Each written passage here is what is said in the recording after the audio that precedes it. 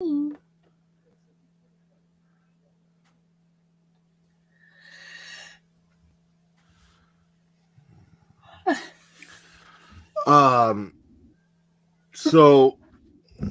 I told you I was going to tell you a story.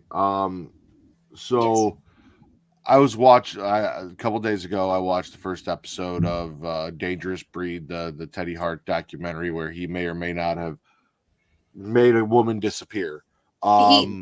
Based off of my assumptions, I haven't watched it. Okay, I haven't watched it. Don't ruin No, anything. I literally haven't watched it. I'm saying based off of things I have seen about it, there's no way he didn't have anything to. Yeah. That's all I'm gonna say. Damn.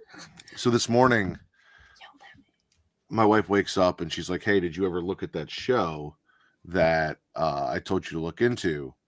And I was like, "No." And this happens all the time where like she'll text me, "Hey, check this out." And I'm at work or something, and then I come home, or she'll text me like while I'm watching, like I was watching all the Texas Chainsaw Massacre movies to get ready for this, right? So like she'll text it to me, and then I'll see it, and then I'll forget about it because I'm doing something else and I don't get around to it. Then she gets mad at me. But like I tell her, I'm like, when I want you to see something, like I'm in the room putting it on for you, so you have to watch it. So I know that it's not going to get lost in the text message. Like I'm like, oh hey, well I got you here. Watch this real quick, and like I'll pop on YouTube and throw up like the new trailer for the Guardians of the Galaxy or Transformers: Rise of the Beast, like shit like that. Is this something you want to see? So she asked me that, right? And I didn't know that the name of the documentary was Dangerous Breed. Like it didn't click. Hi, Allison. We're just bullshitting until Riq gets here. So I didn't know it was Dangerous Breed, like off the top of my head. So I'm like, oh, let me go see what this Dangerous Breed thing's about. And I go in there and I see that I watched the first episode, but I didn't tell her that I watched the first episode. Now I know that she was interested in watching this show, which is why she told me to check it out to see if I wanted to watch it, because it was about wrestling and like real crime shit. So like I scroll down and I see it, and like I know she's not paying attention, so I scroll past. I'm like, oh yeah, no, the Teddy Hart thing, Dangerous Breed. Yeah, no, I don't need to check that out. I know what that is, and blah blah blah. And like she got mad because she thought I was blowing her off. But I was doing like I was trying to divert her from seeing that I already watched the first episode, because my plan was after I'd watched the first episode, I'm like, oh, I think Kate would like this. I'll tell her about it, and blah blah blah. So, and mind you, I didn't have any sleep the night before, so like my whole goal here is to like get out of getting yelled at, and I just worked myself into still getting yelled at regardless. So because then she was pissed off at me because she thought I was just blowing her off. She's like, you waited 3 days to check this out, then you go in there for 2 seconds, you're like, oh yeah, I already knew what you were talking about. Do you want to not? I'm like, you know, but I explained everything to her. What? I said you tried your best. I did, but I explained everything to her literally like right before I came down here. We had a good laugh about it. I was like, yeah, no, I already watched the first episode. I was just trying to like hide the fact from you that I watched the first episode, because I thought you were going to be pissed at me about it. So I thought I was saving myself from getting yelled at, and then all I did was get myself yelled at. Hey, I don't know if I'm going to watch that or not. I mean, Teddy Hart seems like a giant scumbag, so there's that. Yeah. Looks like a scumbag. Just acts like a scumbag. Yeah. Well, while you're here, Allison, because we were talking about it before I started the live stream, what's your favorite Harry Potter movie? Everyone, if you're here in the chat, let me know. What's your favorite Harry Potter movie? Oh, hey, Riq's here. Oh, hey, Maybe. Hello. There he is. Look at that beautiful face. He's still got his jacket on. He didn't even take his clothes off. He literally said, like, bro, I was just chilling until you got here. I wasn't starting the show. You can like get undressed and get comfortable. Oh, all right, cool. Yeah. When you said I saw that you saw when I asked you where you were at, and I'm like, well, let me just start this and send the tweet out, and I'll get people rolling in. And then once Riq gets here, we'll start the show. So yeah, get comfortable, bro. All right, we're good. Yeah. I felt all bad there for a second. Are you in the locker room? Nah, it's my room. Okay. Because like off to the other side of you, it kind of looks like in a basketball locker room, how they got the lockers with like the gear and stuff hanging in them and shit. Yeah. I just, because of how much I'm in and out at work, I just throw all them jackets and shit up there because I wear all my hoodies and shit. So, all right. Yeah. You ready to go? Okay. I wasn't even looking at this. What? Is that the same one, or is he a new one? No, that's the same one. Oh, okay. You know, because He didn't he's look got that- the signature right there up on his head. Okay. 'Cause I guess because he usually sits back there. He didn't look that big initially. What's your favorite Harry Potter movie, Riq? Oof, man, that's tough. Allison said Half-Blood probably- Prince, by the way. That's actually the one I lean towards because I don't know. It's like that's where the shift happens. Like now you know it's not for kids anymore. No, the shift happens in 5, and 5 is my favorite. That's when Sirius dies. That is the shift. Yeah, but it's like more towards the tail end of it. Like when 6, it's not a question anymore. Like the opening sequence is just like all dark, and then it just runs in from there. Actually, to be fair, the turn happens in 4, which is Katie's favorite, when they murder Cedric Diggory, and I don't give a fuck about Cedric. So Stop. I feel like 5 is still on. I don't give a fuck about Cedric Diggory. I don't give a fuck about Shiny Vampire. That is disrespectful. He shouldn't have been a shiny vampire. Cedric was a handpicked. He was handpicked first of all, anyway, and then he died being a dumbass, and then his next life was being a sparkly douchebag. It's not my kind of vampire. It's not my. And then his next life after that was being a shitty Batman. So like, boom, boom, boom. All right. Look. All right. Batman wasn't that bad. He was a good Batman. He was a good Batman. He wasn't the the best Riddler was Batman. a good Riddler, but he was not a good Batman. Riddler was phenomenal. But no, I can't discredit his Batman. His Batman was good. His Bruce Wayne needs some work, but you are either the complete package or you are nothing.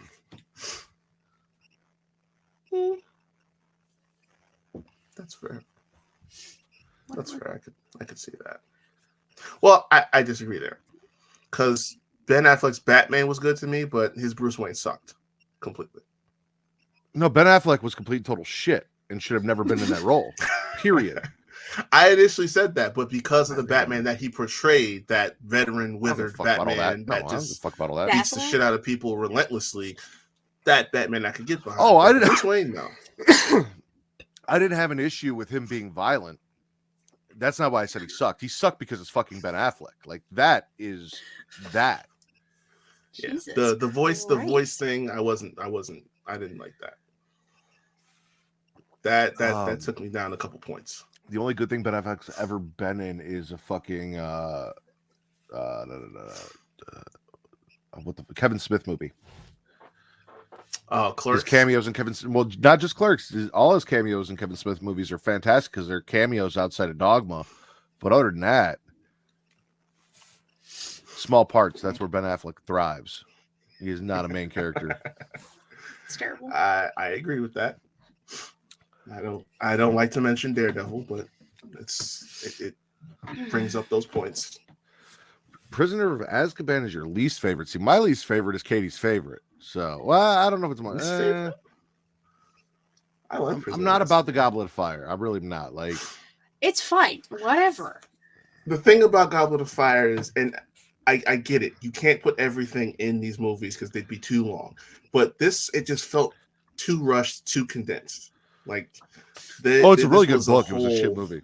Not a shit movie. Exactly. It wasn't for a Harry Potter movie. Like, it's still better than a lot of movies, but like for the full scope of the series, outside of maybe like the first one, just because it's very much a kids movie. Like as you get into the, like I said, 3 you start getting more adult. 4 you get into like, okay, we murdered a child, and then 5 and everything from on is just like, okay, we're grown-ups now.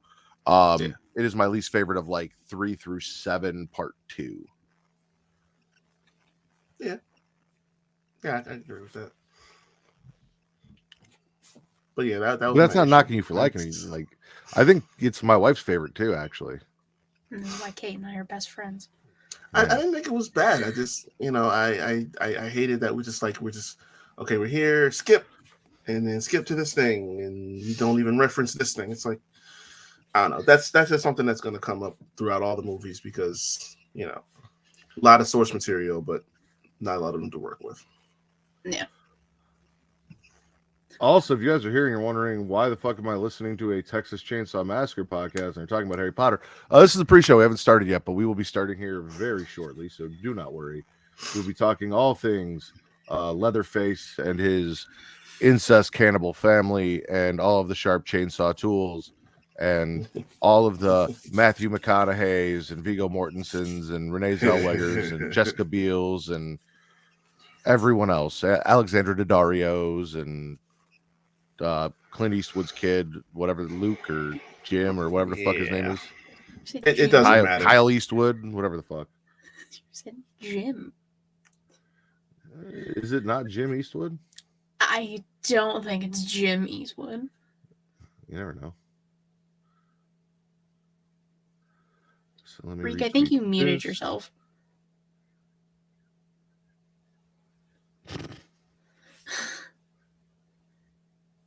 This is why I'm here. Okay, we're good. There you We go. are good. Yeah, the plug is a little sensitive. Sir, we need to get you a new mic, No, because it's new like internet. the way it comes around here, it's like something will knock it loose. So second that happens, then it's gonna go out. All right, you guys ready? Let's do it. I'll run the intro.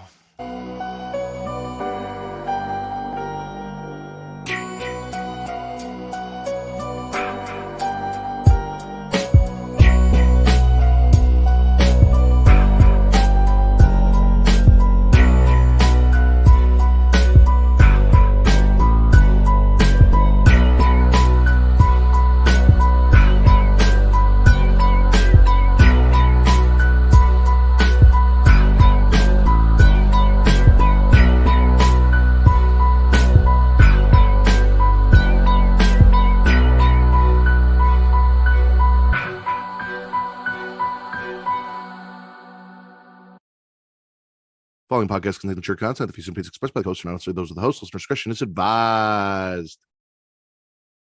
Ladies and gentlemen, welcome to the number one horror podcast on Pornhub, Getting Offed, where surprisingly you can actually go watch a porn parody of Texas Chainsaw Massacre, which is not what we're talking about today, but we may cover at a later date.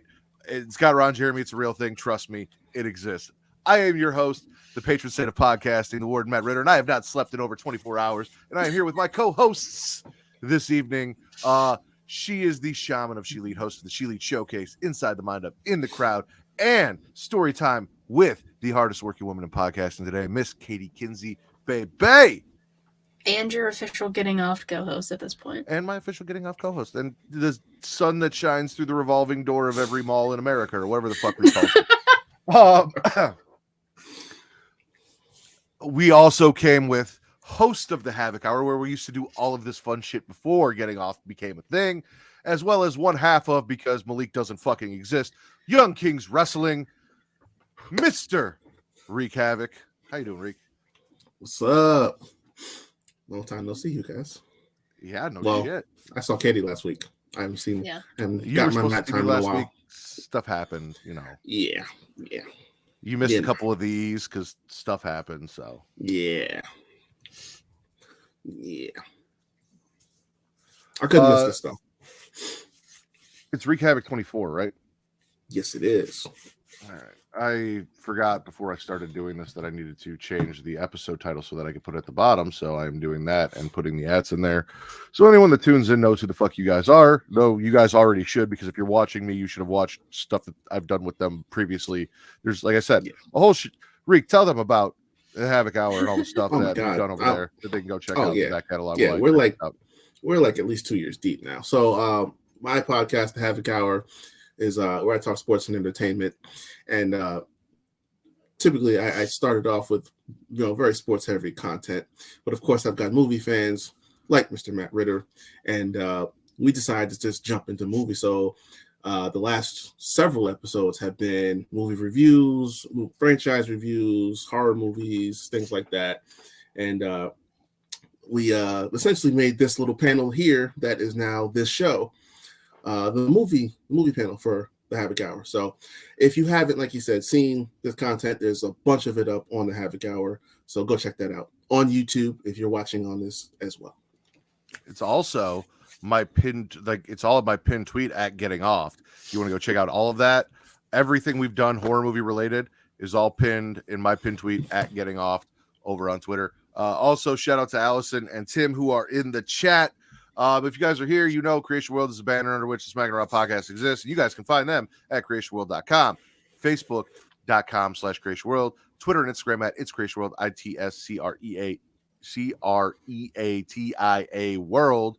Again, might be a rough night for me talking tonight. I apologize. There you guys will find the Patreon where you guys can find all of the fun shit that we do, merch, everything that we have is there. And if you want something merch wise or whatever, let me know and I will get it onto Travis and we will get it up for you, like getting off t-shirts or whatever. Milking my Michael Myers t-shirts. Like, I still think that needs to be a thing. No. I'm not against it. I'm not against God it. So damn it. we can get you all of that fun shit. But this week, we are here. Originally, it was supposed to be 5 of us. It was supposed to be me, Riq, Katie, D-Rod, who actually requested this episode, and Just from the Get Show podcast. Just not feeling well. D-Rod woke up with a stomach flu, said just go ahead and do it without him. So we are here to discuss something that country motherfucker should know a lot about, Texas Chainsaw Massacre. That was the plan, was to talk with the most country bumpkin motherfucker I know about the most country bumpkin horror movie franchise I could think of outside of Wrong Turn, which might actually take place in like his backyard. He's in Alabama. I don't know where Wrong Turn takes place. I don't remember. I think it's West Virginia. It might be. It probably is. No. Yeah, that sounds about right. There's a lot of incest in West Virginia. That's true. but that's okay. I'd still have D-Rod on for that. My question for you guys, right off the bat, because I'm curious, because I feel like, judging from conversations we've had, there are going to be some very different. I'll start with Katie. Katie, of all of the movies that you watched, what is your favorite Texas Chainsaw Massacre? Okay, hold on. I should have known this question was going to be asked me. Now I have to think. I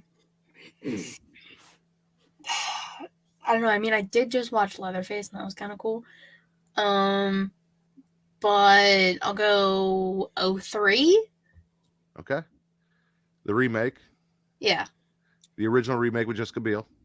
Yes. Riq? Well, we talked about this before. At the very top, I'd have to put the original. Like right next to it, if we have it 1A, 1B, I have the original 1A, the remake 1B. It's like right there together. Because the original to me, just like it does it for me. Okay. Which is why I'm glad you're on, because it does not do it for me, and we'll talk about that here in a second. So I'm with Katie. Out of the entire franchise, for me, it's the remake. And honestly, I think a big part of that is Arlie Emery, and we'll talk about that more when we get into the remake. But one of my biggest takeaways from the remake that I don't see in the original franchise, which we're going to talk about now, is the portrayal of Leatherface. Whereas in the remake, Leatherface felt like more of an imposing someone that would fuck you up. And to me, in the original, he's just kind of like a beaten guard dog, attack dog who's sent out to go do things and squeal like a pig. He doesn't, don't get me wrong, in 1974 and the way the movie was done and shot and portrayed, like I'm sure it scared the shit out of everyone and everyone was terrified of fucking Leatherface. I honestly didn't watch the original until after I had seen the remake.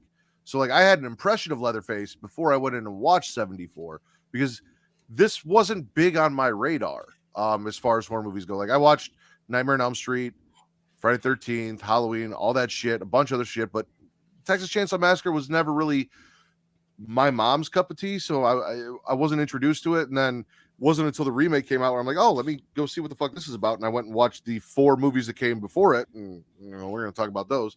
So yeah, I'm like, well, why? He's just like this beaten whip. So essentially, Texas Chainsaw Massacre is portrayed.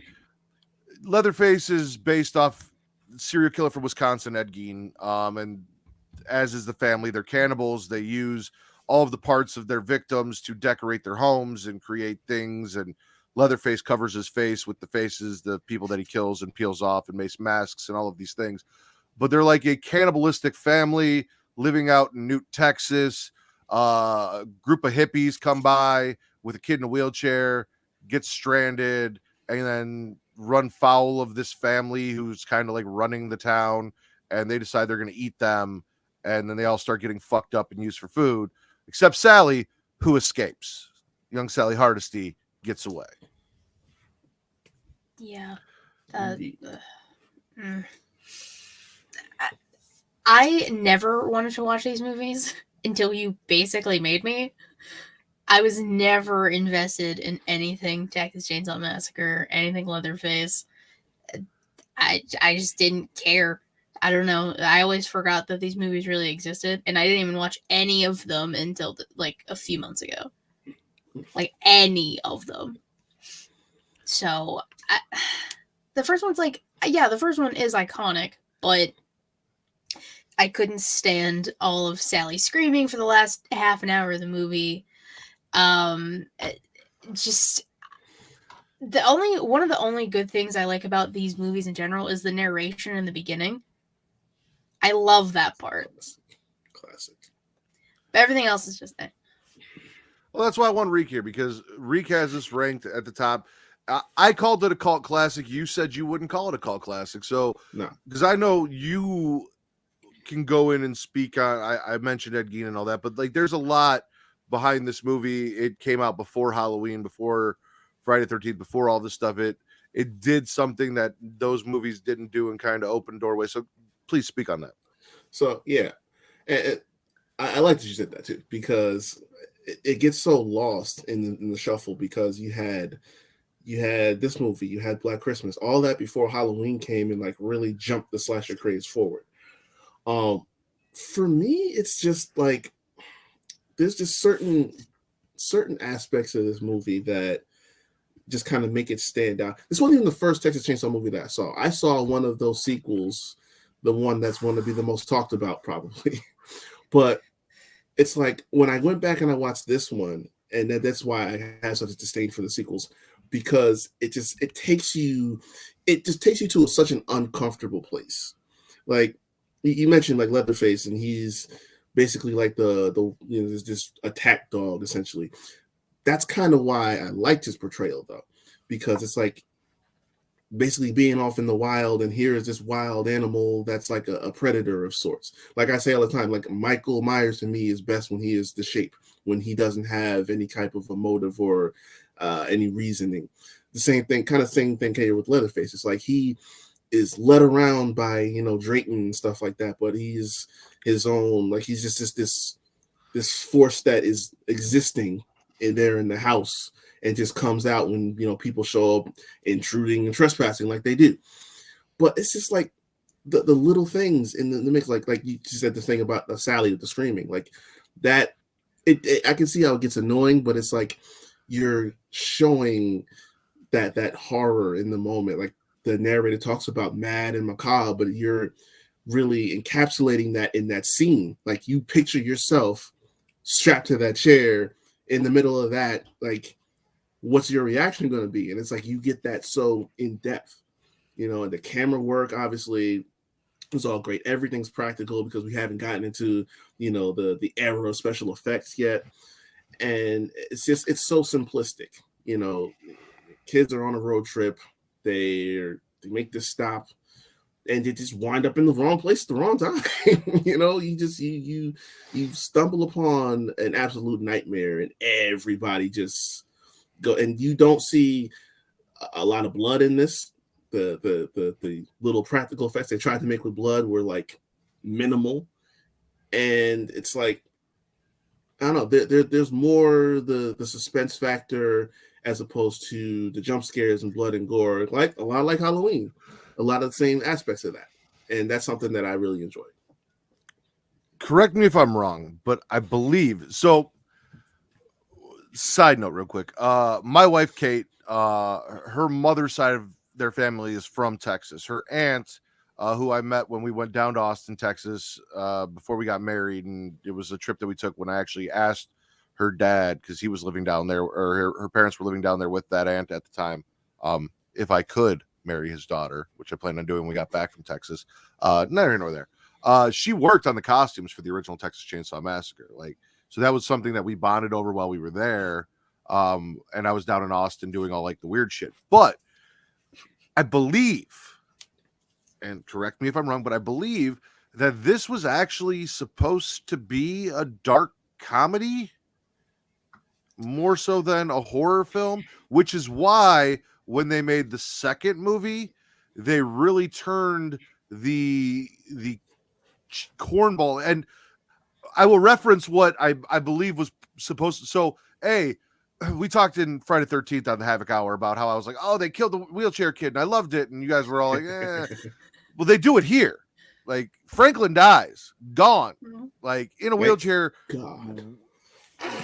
way before Jason murdered the dude in the second Friday 13th. But Grandpa, which is one of my biggest problems with the movie. Grandpa, who is basically a corpse, them giving him the hammer and him just repeatedly dropping it in the bucket and dropping in the bucket and dropping in the bucket. They're like, no, come on, Grandpa, you're the best. You hit that bitch one time in the head. You're a one-shot killer, Grandpa. You got this. Let's go, Grandpa. And I'm like, dude, shut the fuck up. Like, he's old as fuck. He keeps dropping the hammer. That scene bugs the piss out of me. And they do it again in the second movie, the same fucking scene. So I'm like, so this had to be that dark comedy that they were going for. Again, I think I watched a documentary where this was meant to be a dark comedy and it fucking wasn't. But I also might be, I don't think I am, but I might be mixing that up with Evil Dead, which I think that's what it was. Yeah. I feel like that's what, because like, but I'm pretty sure it was Texas Chainsaw Massacre because I know that's why 2 came out the way it did, and we'll talk about that here in a second. But no, but like that's what I'm saying. Like that's like, I don't love it, but I get it. It's like it's mental, it's insane. It doesn't make any sense. And you have the little brother who's like out of his mind, but it's like that's kind of the thing. It's like it's supposed to take you on this real crazy trip that you leave the theater thinking like, what the hell? And I think that's what they were going for, and by that metric, they got it. All right. So one thing I forgot. So, like I said, it's a family. Like they're running shit in this town, and Drayton, I think, he runs the gas station or something, right? Yeah. But he's also the cook, and he's like, so there's the hitchhiker. He's only referred to as the hitchhiker. They pick up, and he's fucking weird and playing with knives and cutting himself and doing weird shit, and they kick him out. And then Sally comes to find out, oh, he's part of the family too. And he's giving Drayton shit because he's like, oh, you don't like to get your hands dirty. You're just the cook.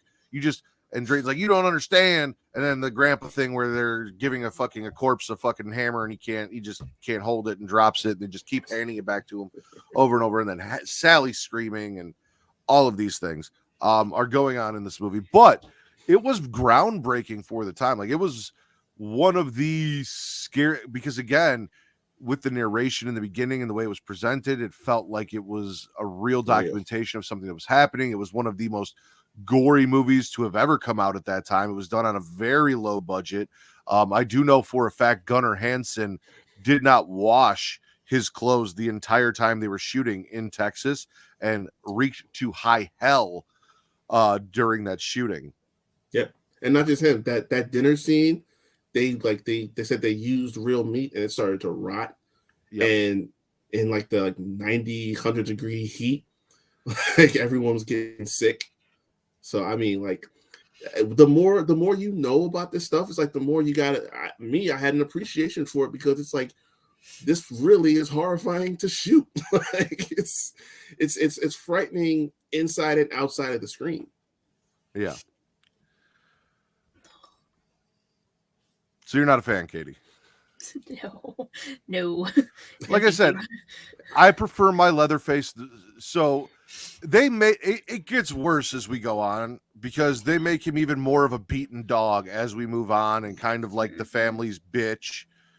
And they imply that he is mentally handicapped and abused and all of these things, and almost try to make you feel sympathetic for him as we go through the next 3 movies. Because the original timeline is Texas Chainsaw Massacre, Texas Chainsaw Massacre 2, Texas Chainsaw Massacre 3, The Saw's Family, and then finally Texas Chainsaw 4, The Next Generation.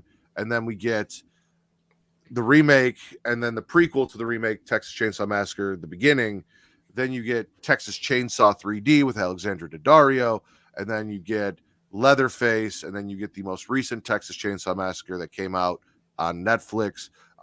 Texas Chainsaw is a direct sequel to the first movie, kind of like, we'll talk about it when we get there.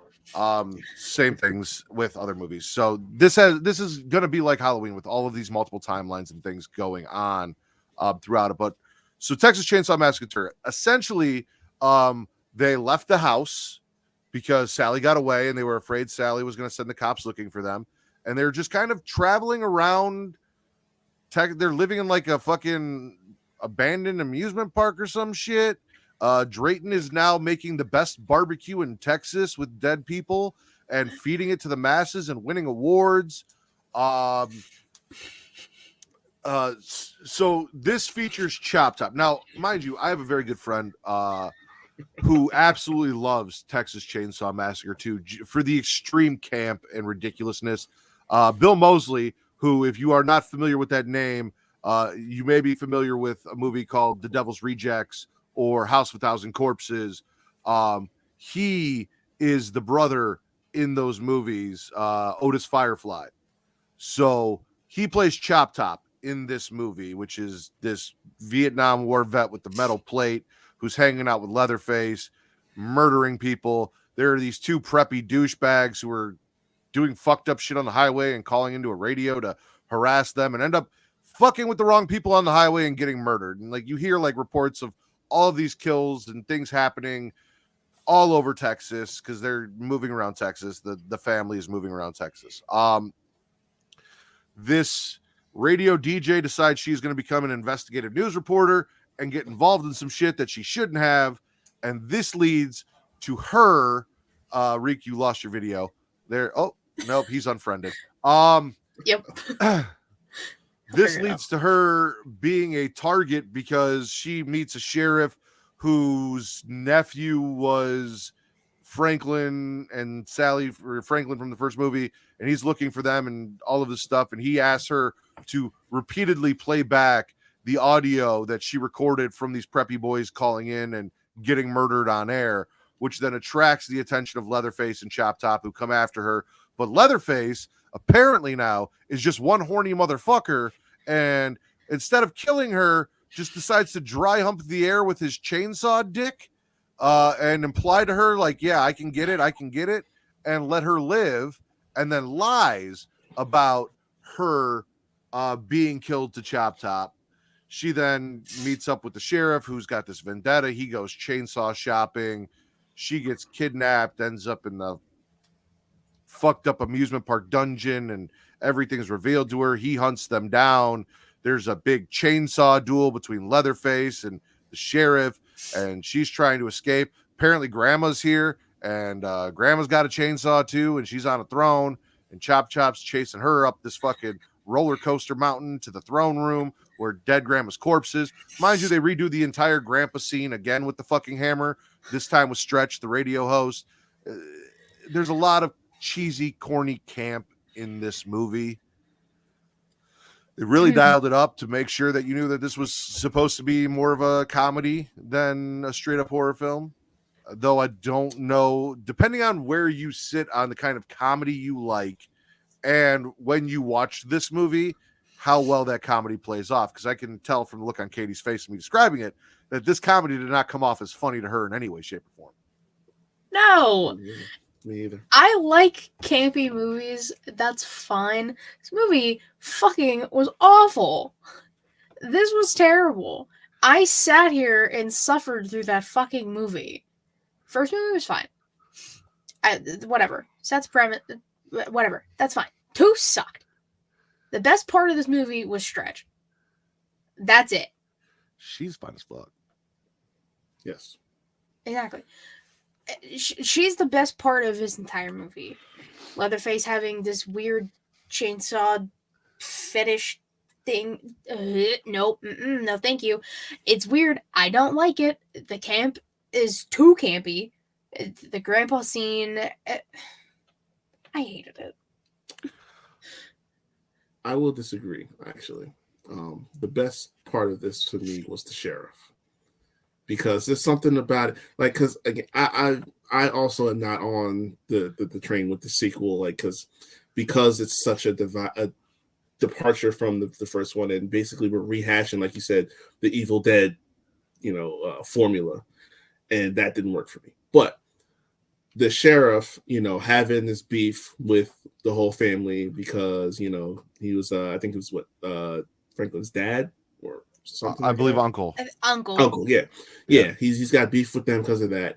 So he's hunting them down. He's get his own chainsaw and stuff like that. Like, if we're gonna go campy, that's about as campy as you can get. Like, that was interesting. Stretch was definitely an MVP in this movie, but Leatherface and getting a boner in the studio with his chainsaw, and like she's kind egging of like it jerking on off for a minute. Like, she's egging him on and stuff like that, and he just has like a chainsaw gasm moment like that. Shit like that takes me out of it completely. I can't even do it. And like the thing with Drayton winning like the award for best barbecue, even though they're eating people and they don't even realize it, like that's some clever dark humor. But I mean, it's just little bits and pieces that I can enjoy, but the rest of it is like, nah, I can't do it. Like, I am putting I know Chainsaw-gasm in my notes when I make the bullet points for this episode, because that is going in there. That's exactly what it was. That was. Chop Top is supposed to be like the twin brother of the other brother from the first. The hitchhiker movie, from the right? first movie, yes. Yeah. That like I get a little bit of a kick out of that too. And actually, it wasn't Drayton; it was E.B. Sawyer. So like, it's like Leatherface moved on to like other members of the Sawyer family. Like, they dispersed, and what? Yeah. So I don't think it was Drayton unless Drayton changed his name, because I believe in this movie it's E.B. Sawyer and Chop Top. So it's two different family members. There's too many fucking people. There's too many different people in this family. I can't fucking keep straight. And they try and straighten it out later. We'll talk about that. They try and fix some things. Yeah, and I'm this is just going to be me being picky, but it gets worse as time goes on. It's the way we change Leatherface so much. Like, if it's the same person, like, why does he look that different? Like, I get it. It's not the same theme. It's not serious. It's not, dark and depraved. It's dark and humorous. Like, I don't know. I just didn't like the complete change up of this character. It was rough.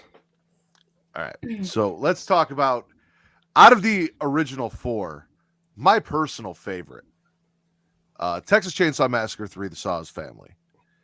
So essentially, there are these two friends on a road trip, and one's gonna get a thing and leave, and they're kind of arguing and fighting about it, and they stop at a gas station on their way to her destination, and Viggo Mortensen is there, and he is asking to hitch a ride, and there's a guy running the gas station who's kind of fucking crazy and is spying on this young lady as she's in the bathroom and hitting on her, and she rejects him.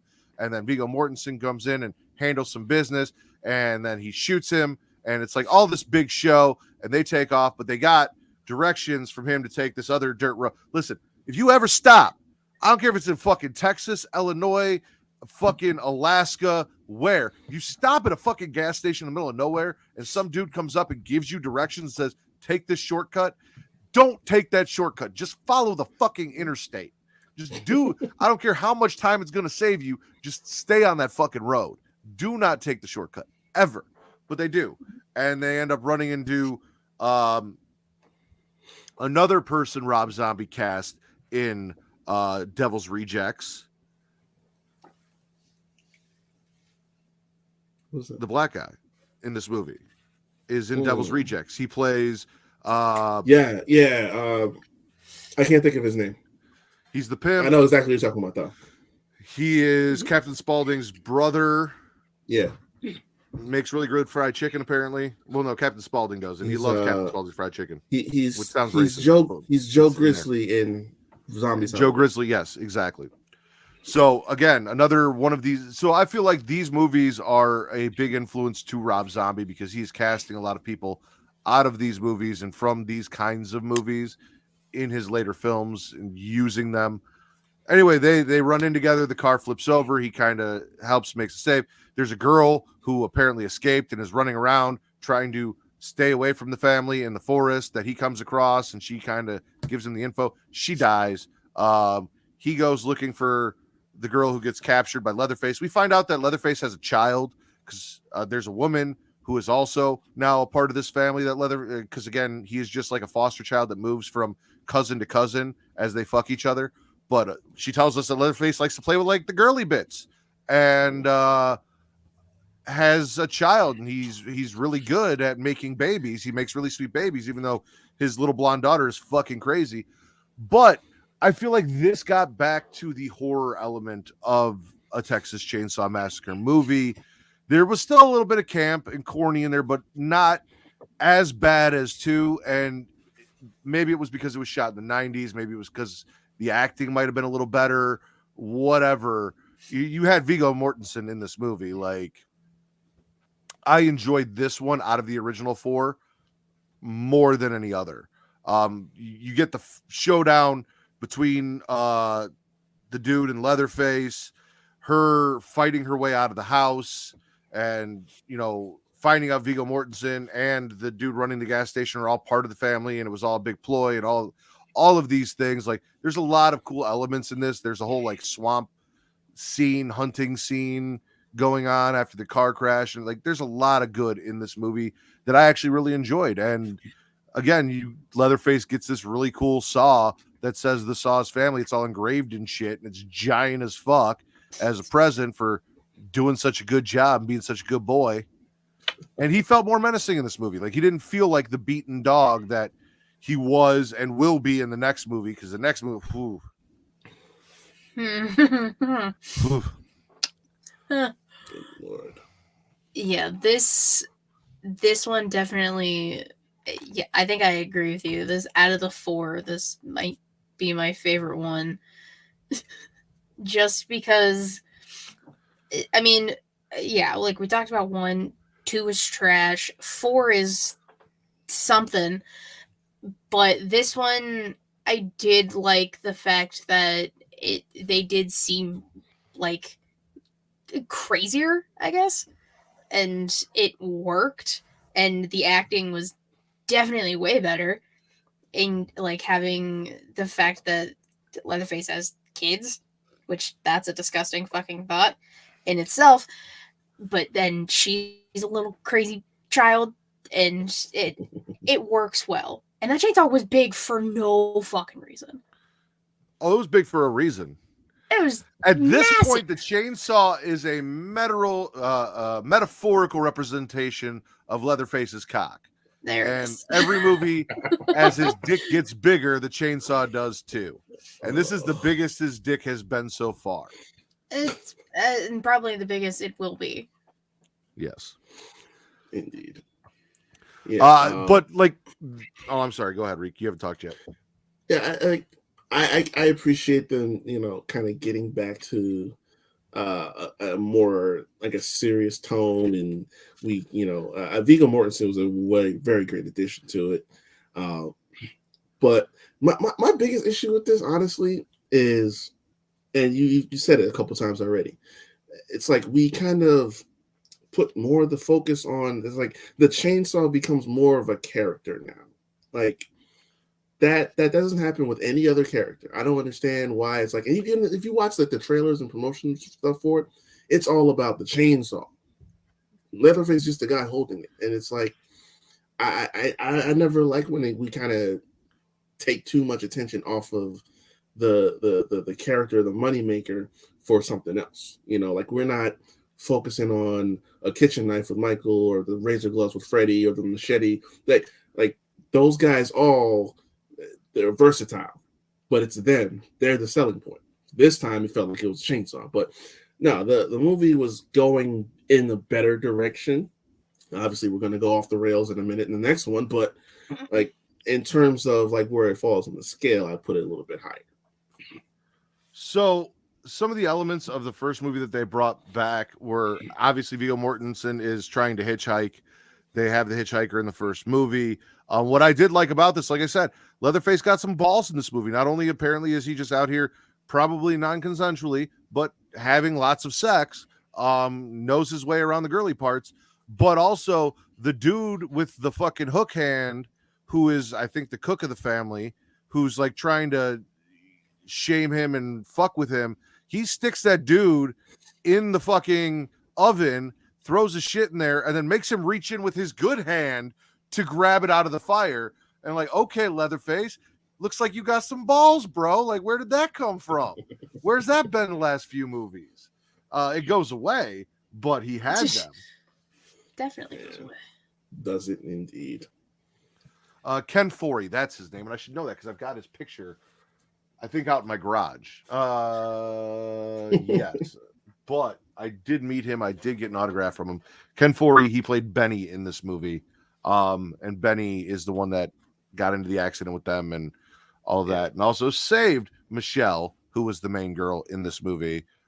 In the end, got kind of ran over by a truck by Viggo Mortensen, but didn't. I would say she there was some not so great things in this movie, but there was also some really fun, cool things in this movie. So compared to, like I said, what I saw in the last movie and what we're going to talk about now, which is Texas Chainsaw 4: The Next Generation. The only good thing that I have to say about Texas Chainsaw 4: The Next Generation is, if you watch the credits, there's a credit for a man by the name of Ryan Wickerham. Ryan Wickerham is the person who directed the movie that never came out that I did when I went down to Austin, Texas for the first time with Kevin Nash. And that is one of the first things him and I bonded over playing Gears of War, was our love of horror movies, and him telling me that he was in Texas Chainsaw Massacre 4: The Next Generation, which I think I'd only maybe kind of half-ass watched once before that, but then went and rewatched because now I know somebody who was in this, and let me give it another chance. It's got Renee Zellweger. It's got Matthew McConaughey with a robo leg.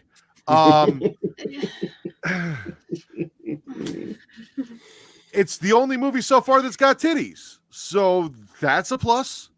Because if you listen to the Getting Off podcast, one thing that I always ask for in my horror movies is titties. And she flashed those kids out the window from her fucking real estate agent's office or whatever the fuck she was doing at one point. However, ladies and gentlemen, essentially what we find out is that all of the murders around Texas and somewhat disassociated chainsaw-esque sightings and the other three, basically the family's part of the Illuminati. As a matter of fact, it says Illuminati towing on the side of the fucking truck that Matthew McConaughey is driving. And this weird cabal of Illuminati has hired these people to create and teach people what fear really is by having them capture and torture and murder, and they're like keeping track of them. Matthew McConaughey is this like weird conspiracy theorist who's got a robo leg that works on different remote controls, and he's got a bunch of them. And Renee Zellweger ends up being the only one of her friends who, after prom, just kind of accidentally runs afoul of some dumb shit. That survives, and then gets picked up by the Illuminati guy at the end and driven to safety as Leatherface, who is dressed now not just in a Pretty Woman mask, but fully as a woman with like cleavage and everything, because apparently he took more off of her torso than just her face for this outfit. Matthew McConaughey is an abusive boyfriend he told this girl he put a chip in her head that would blow her head up if she didn't do whatever the fuck he wanted her to do, and like beats the shit out of her the whole movie. And she says, I could leave you and go back to my husband anytime I want. And like, there is not a lot of good about this movie at all. No. And there's another family member who's got a cattle prod who's constantly hitting Leatherface with the cattle prod, and he's a cowering infant of a man again. This movie fucking sucked. Like, if you liked it, I apologize. I do. I don't think anyone on this panel liked this movie. No. Ryan, I love you. This movie was trash. It really was. And like I said before, this was my first actual foray into the series, which was not good. Like most horror movies scared the shit out of me. This one just confused me because just based off of the first experience I had when I saw it, I'm like, because it was so like particular with Leatherface, and because the costumes were changing so much, I'm thinking like these are two different people. Like I'm not realizing that he's putting on all these different masks and going from male to female and stuff like that. It was just so I use the word unhinged a lot, but this was like a step above that. This was just batshit insane. But for everything that we could say that's bad about that, Matthew McConaughey, if he wasn't in this movie, I probably wouldn't have been able to watch it at all. Like I wouldn't even be willing to talk about it because he is so over the top and ridiculous in this movie. It just like it makes it enough that you can stomach it. Like the scene where he jumps from the top of the house onto the truck, like that to me, I'll never not laugh at that. I'm sorry, I can't help it. That to me was hilarious. When she gets the hold of his remote and starts fucking with his leg while she's running away, he can't move. And listen, again, Matthew McConaughey, fucking shout out to him because he plays crazy fantastic. Like he's a fully believable, psychotic, abusive, conspiracy theory boyfriend. So like it says Illuminati on the truck and they allude to the Illuminati, but they don't really say the Illuminati. And then you got guys showing up in like a limo or an all black car and suits and shit. But I don't know what the fuck was up with that dude's stomach when he unbuttoned his shirt and was like licking her face and doing all this shit.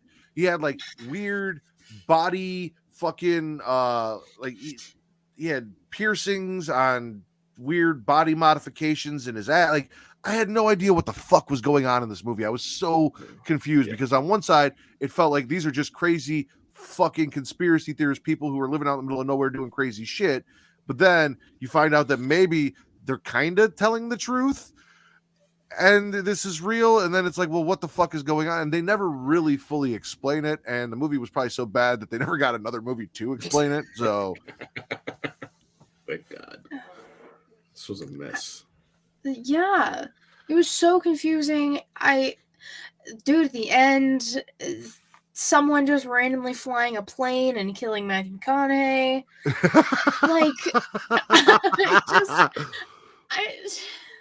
What was this movie? Leatherface in a dress with tits on a dirt road, screaming like a female. Wanted to be pretty. He just wanted to be pretty. He did. He looked great. So, well, we have to talk about the bad so we can talk about the good. Now we're going to get to the good, at least in my opinion. So 4 is all of our least favorites of the franchise. Is that fair to say? Yes. 4 is at the bottom? Okay. So 4 is at the bottom. I think next on the bottom for Katie is probably 2. Yes. I think I'm right there with you. And then we'll talk about where 3 and 1 fall later. But listen, for all of this shit that people give Michael Bay as a director for Transformers and Teenage Mutant Ninja Turtles and all these things, as a fucking producer, this man makes horror fucking gold. And the 2003 Texas Chainsaw Massacre remake is proof of concept because, again, this is my favorite Texas Chainsaw Massacre. This is the only reason I ever gave a fuck about Leatherface to begin with, because all of the things that they didn't really fully explain in the first movie or plot out gets addressed here. So essentially, there was a meat packing plant in Newt, Texas that fueled the economy. And you find more about this out in Texas Chainsaw Massacre at the beginning. They get deeper into it. But long story short, Arlie Emery's character, who is Drayton Sawyer, I believe. He was in the military, and when he was in the military, he had to eat some folks. And he decided that he and his family are not going to fucking leave this town. And if they've got to kill and eat people to survive, that's what they're going to do. But they're not leaving their home. And again, we'll get deeper into that in the beginning. So now they have set up their family in this town, and they are trapping people who come through, murdering them and eating them and feeding them. Leatherface is a full-on badass in this movie. You get the backstory of why the fuck they're fucked up crazy cannibals and all of these things. Arlie Emery's acting is fantastic. Jessica Biel is wet 90% of this movie in a fucking wife beater. Yep. Like, you don't see, but you see. And listen, if you could get Jessica Biel wet 90% of every movie she's in, like that 10% that she was in Good Luck Chuck or whatever the fuck it was, maybe it wasn't good. Chuck and Larry. Chuck and Larry. Chuck yes. and Larry, yeah. I'm just saying, Jessica Biel wet. It's good look. I'm not It's disagreeing. good look. I disagree.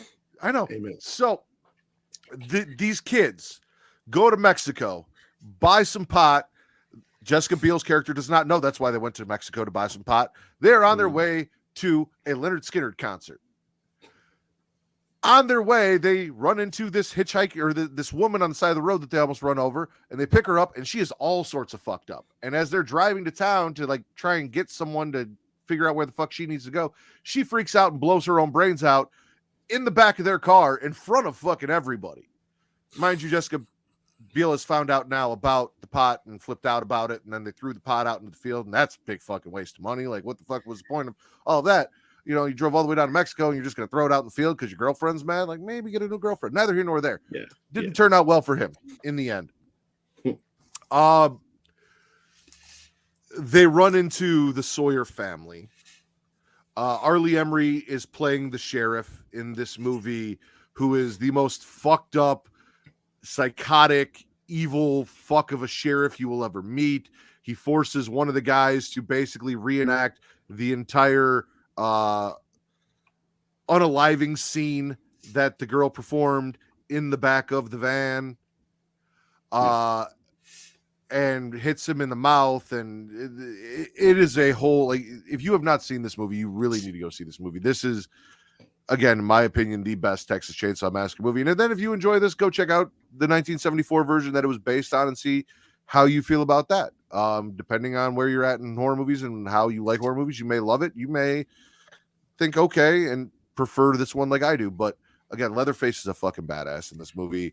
Jessica Biel escapes at the end,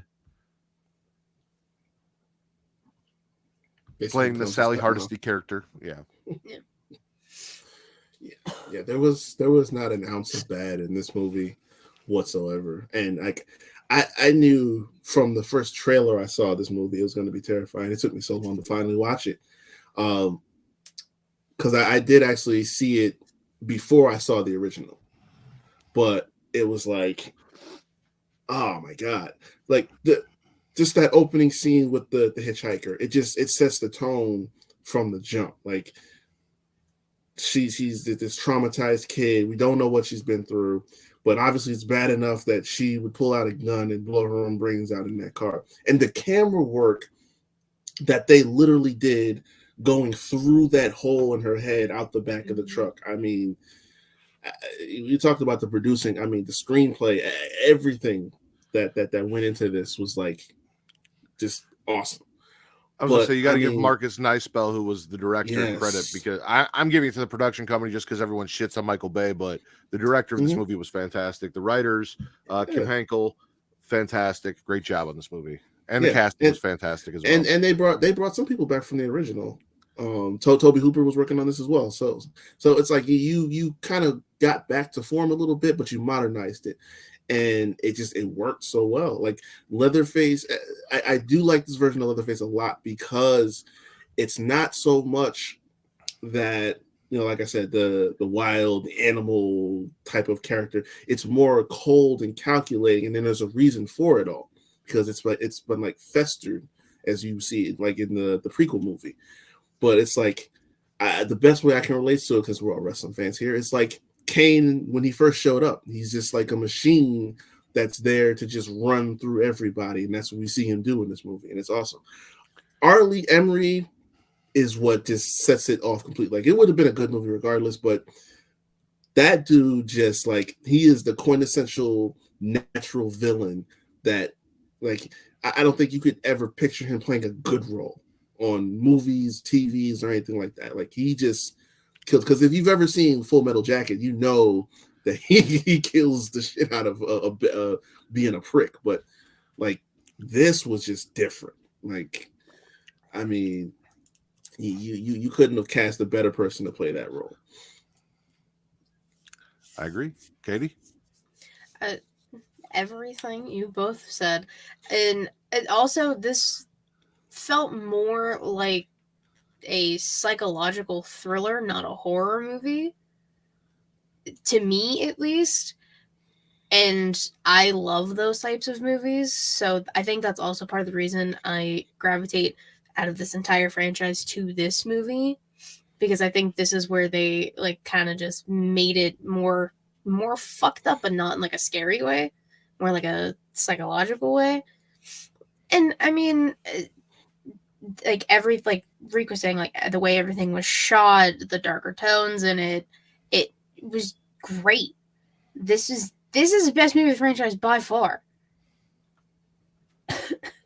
Yeah, then it's like they find ways to like just really kind of those moments that it's like this nail scratching, like when he cuts dude's leg off, he's hanging him up on the hook and he puts salt right up in that raw stump where his leg is, or like this stuff like that. Like he kills her boyfriend and he's literally wearing his face the next time you see him. It's like just little things like that just make it, that just dig it that much deeper in when you're watching this movie. And I think that's like more to the point, like a psychological thriller. I can see that because that's really it finds ways to really kind of unnerve you a whole lot, which is I think is something that the franchise generally does well. One of my favorite scenes is when Jessica Biel runs into like the trailer park and finds that the two women, because mind you, we didn't talk. There is a little boy that they meet who is part of the family who's not really about this shit. He's got all sorts of fucked up teeth and everything, and is kind of weary of them at first and wants to know what happened to the girl. And then but he ends up kind of helping and saving Jessica Biel in the end of this movie. And they're not happy with him for it. But anyway, she runs to this trailer and finds these two women in there, and they basically drug her tea or her water or whatever they gave her to drink and tell her that they don't have a phone. And then the one girl starts answering, she goes, you said you didn't have a phone and that's not your baby. And then she passes out, wakes up, and she's fucked. Like she's in the house. Fucked. I really, really enjoyed this movie. I really enjoyed the kills. They actually go back to the slaughterhouse and she's trying to escape through the slaughterhouse and all of these things at Hayden. And she cuts off Leatherface's arm with a fucking meat cleaver. Yeah.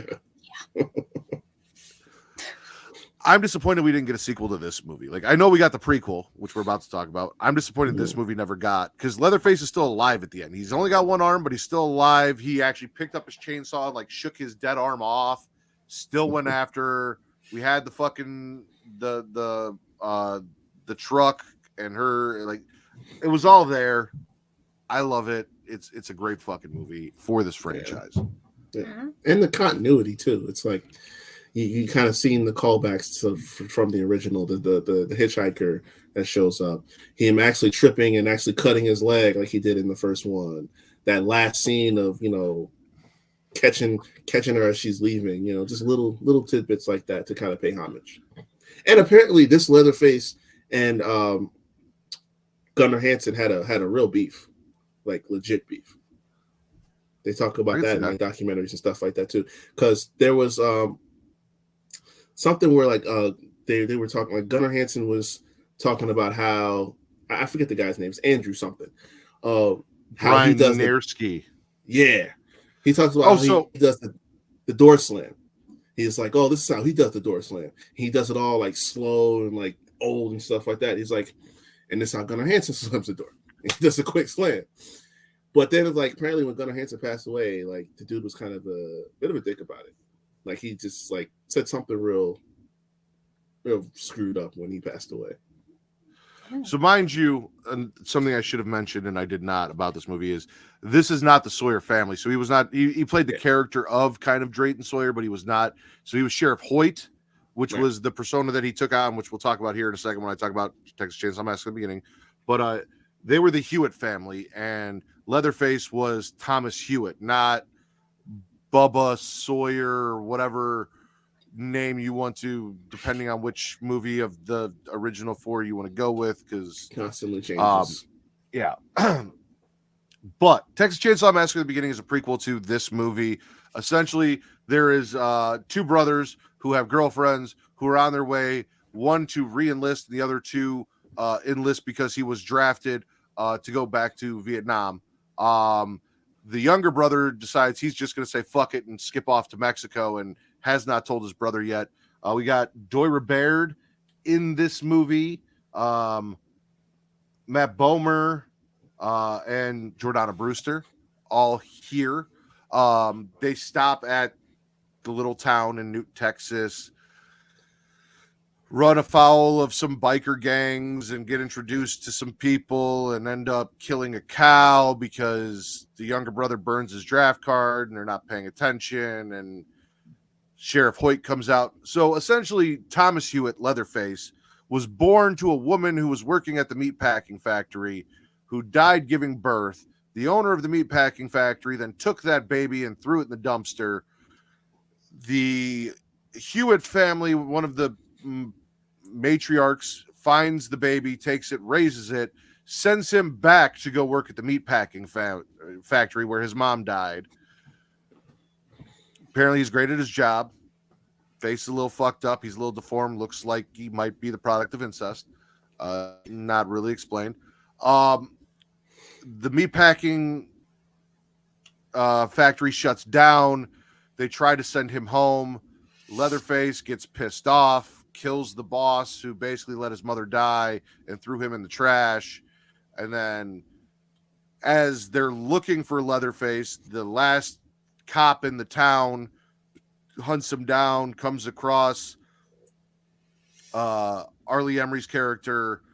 Arlie kills him and then becomes him and is now Sheriff Hoyt and takes on that persona. And again, the family just kind of like, okay, that was the last other person besides our family that lived in this town. This is our town now. We're not going anywhere.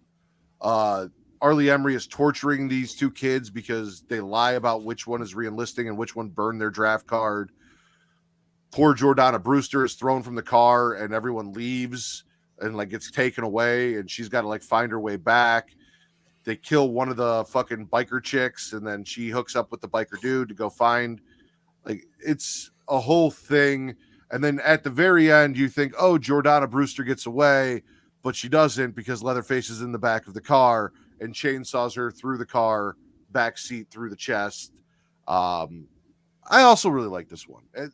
It's not because you still have all of those elements. You still have the same actor playing Leatherface, even though it's a younger Leatherface. You still have Arlie Emery. You still have a really good, interesting story here with the characters and how they ended up in Texas and why they are the way they are. You get to see Doira Baird in her underwear for a minute, and that's always a plus. But I wouldn't say as good as the remake. But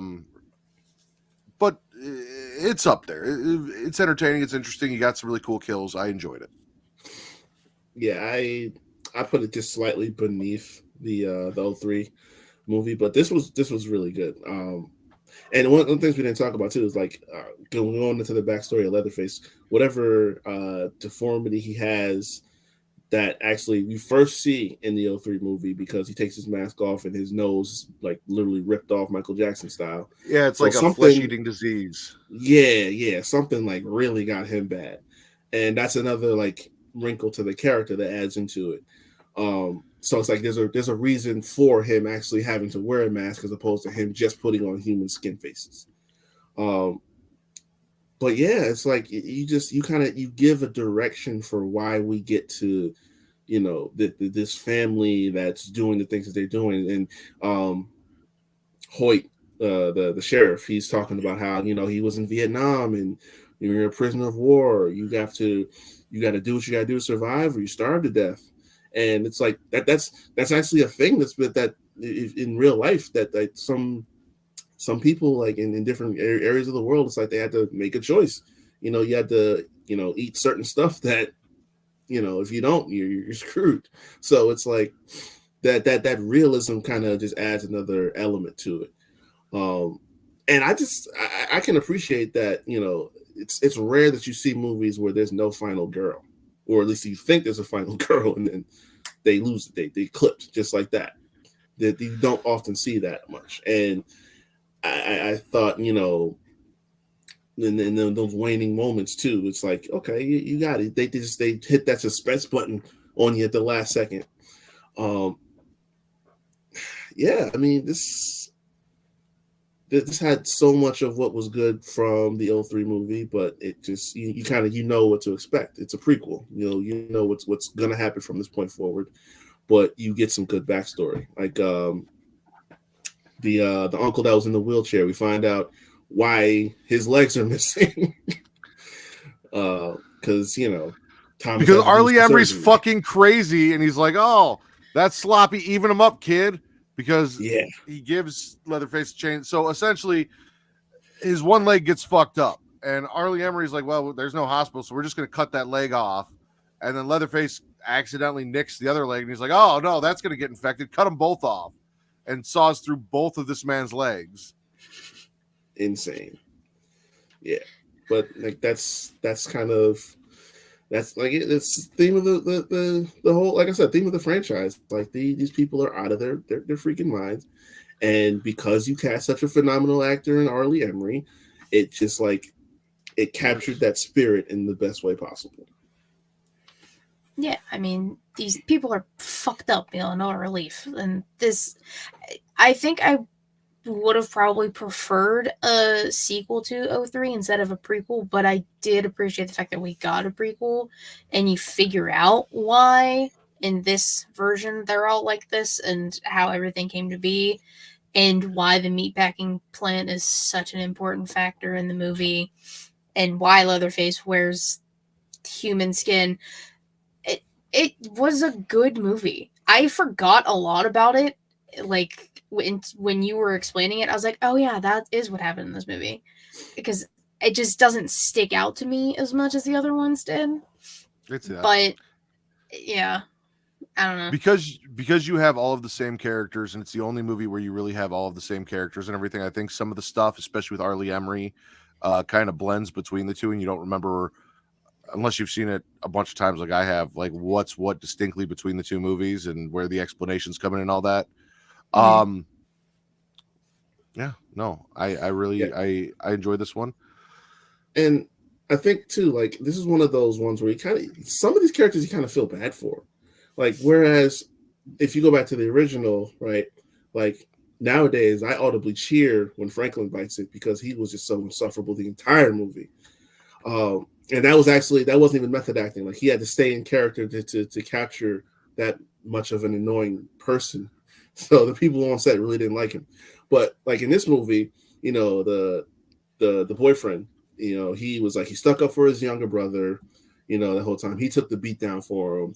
And then it's like he's the one that winds up on the table getting cut open and sawed through and all this other stuff. It's like it's pretty screwed up. Doyer Bear's just trying to fuck and get to Mexico. Like that's all she wants to do. Yeah. Aren't we all? Yeah, it's like she was trying to get some. And she winds up with her whole neck out on the table. Like that's cold-blooded. All right. I feel like this is going to be one of those movies. So, Texas Chainsaw 3D. What are your overall thoughts, guys? Oh boy. Go ahead, Kate. Overall,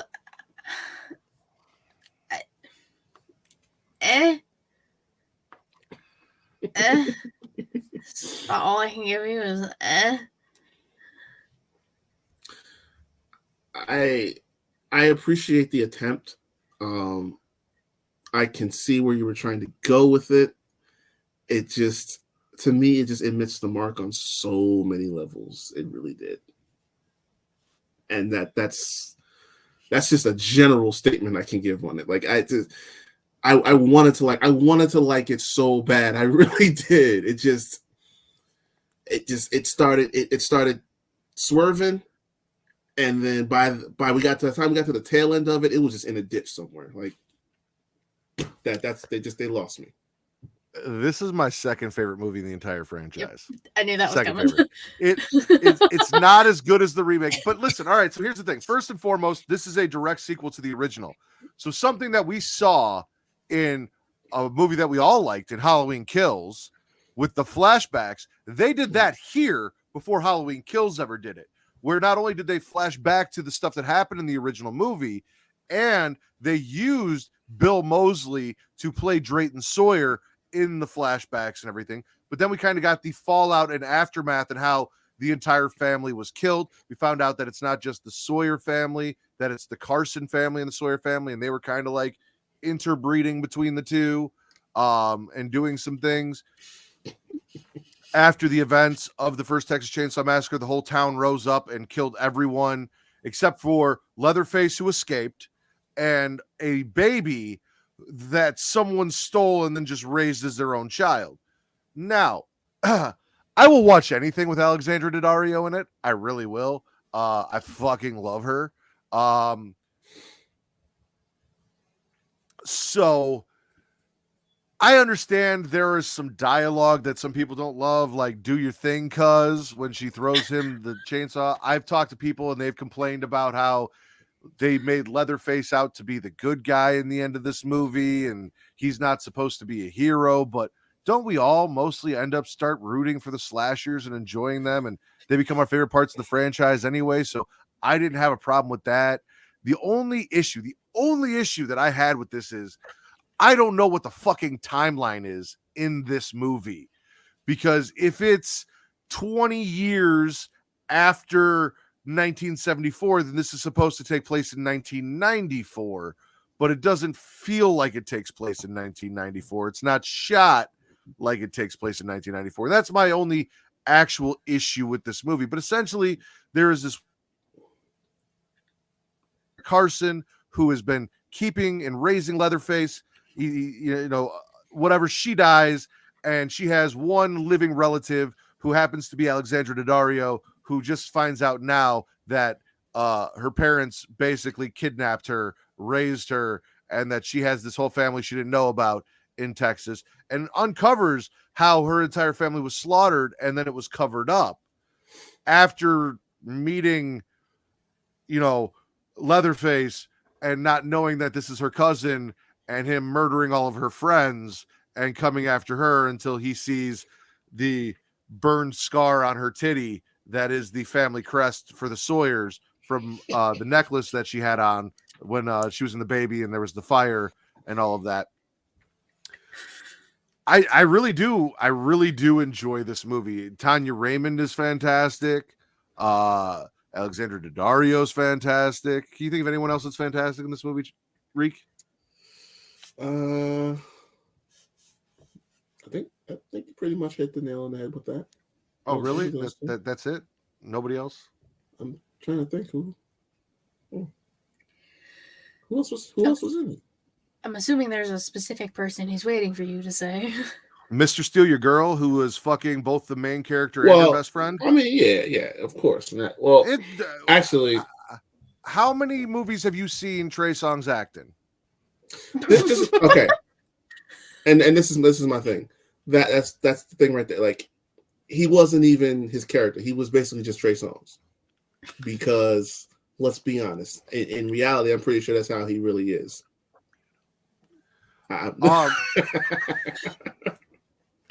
Oh man, yeah. One of my favorite things about this movie, outside of, like I said, the stuff that we all loved in Halloween Kills that they did, is if you're a fan of the franchise, you know the hitchhiker stuff from all of the previous movies, mm-hmm. and how it's a bad omen, and they set you up and they make you think that this dude is gonna be part of the family or somehow, and he just ends up being some thief who's like on the run and robbing people and making his way from town to town, and he gets killed right off the bat. Like, he's not part of it, but they set you up with that. You as soon as you see this guy come and he's like trying to hitchhike, you're like, oh, he's fucked up. There's gonna be something here. Like, he's He's pretty, like fucking Viggo Mortensen was.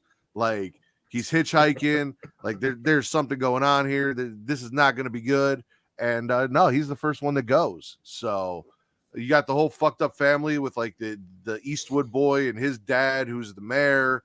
You got a cop who's trying to do the right thing, who kind of looks the other way as Leatherface and his cousin murder these two people who murdered their entire family and get their revenge in the meatpacking plant. You got Alexander Daddario chained up with her shirt open and just not enough wind in that fucking meatpacking plant for me. Not. It's okay. We got it in True Detective. I was happy with that. And I'm gonna tell you, the best thing about this movie was the flashback scene to me. I can genuinely say it. There are things about it. Again, I tried to like it. You know, the vigilante mob. You know that they have Hatfield and McCoy's moment throughout that first scene. Okay, gotcha. I'm all for it. The mother, grandmother, whoever it was that left her the house and stuff like that. You got me there. The dialogue, it never hit with me, including that line. That to me was the final, like, okay, I drop everything and I walk out. No, I just it was terrible. It was terrible. It wasn't that bad. It would have felt more in play. It would have felt more, in accurate in one of the previous sequels, like 2 or 3. It would have been more accurate there. But yeah, it never hit with me. But that, again, the Trey Songz non-acting. But this, I have a question for you guys. If someone left you a house in their will, you go there, and the lawyer that represented her, he tells you that there's a letter you need to read that has important information regarding this house. Are you going to spend the rest of the day never reading this letter? Particularly if it's a house in a town that you do not reside in, that you don't know, and you're not familiar with? And I'll tell you exactly why. She didn't know this woman. She has inherited this stuff. That is something that you sit down and you want to read in private and absorb. It's not something you want to, your friends are partying, they're having a good time. You don't want to like stop this and possibly break down crying and ruin the mood. And like, this is something you want to sit down and take the time to read. You don't want distractions and all this. And to that point, she hadn't had a moment to sit aside and read and take the time to read that letter. Also, one really cool thing about this that I don't think a lot of people pay attention to is, despite the fact that she has no idea who her family is, she still grows up to work as a butcher and make bone art in her home with the bones that she brings home from the butcher shop because it's in the blood. Yeah, they have a thing with bones and hanging decorations and stuff up. I can't. The fact that she doesn't know her, to me, is all the more reason why you would, say, hey, let me look this over and see, if there's any fine print, because that fine print happened to be someone down in the basement who will cut up all of your friends because he doesn't know who they are and he sees them as trespassers like he did in the original movie. But no, it's like I said, I tried. They had some points here and there that it worked, but I fell off. Well, probably about midway through, I was like out of it, and then there was that running through the fairgrounds with the chainsaw, like, and then you had the little kid in the jigsaw costume, that little cameo, or whatever they were going for there. It was. He was coming out of a haunted house. That's the end of almost every haunted house is someone with a fucking chainsaw in a costume.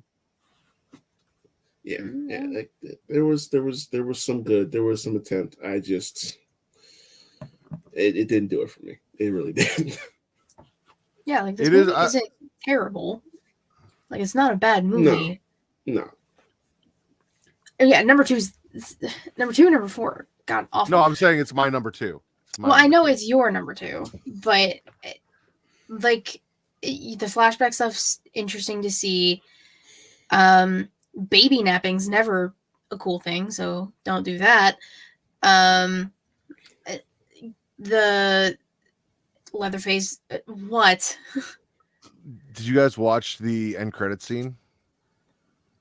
Yes. That was good. That was good. That was one of those things that I did appreciate. All right. So in the end credit scene, if you guys have never actually sat around to watch I do it for almost every movie now, just because Marvel has trained me to, even though most movies don't have it. But if you stay for the end credit scene, you find out in this movie that her adoptive kidnapper parents are kind of like redneck shit bags. They show up to the house and the mom's all like, be on your best behavior. And he's like, for all that money, I'll pretend like I love her. And then Leatherface answers the door and kills them both. What? And that's the end credit scene, is them showing up to be like, oh, our daughter's got money now. We're going to go suck up to her. And then boom, Leatherface is at the door and kills them both.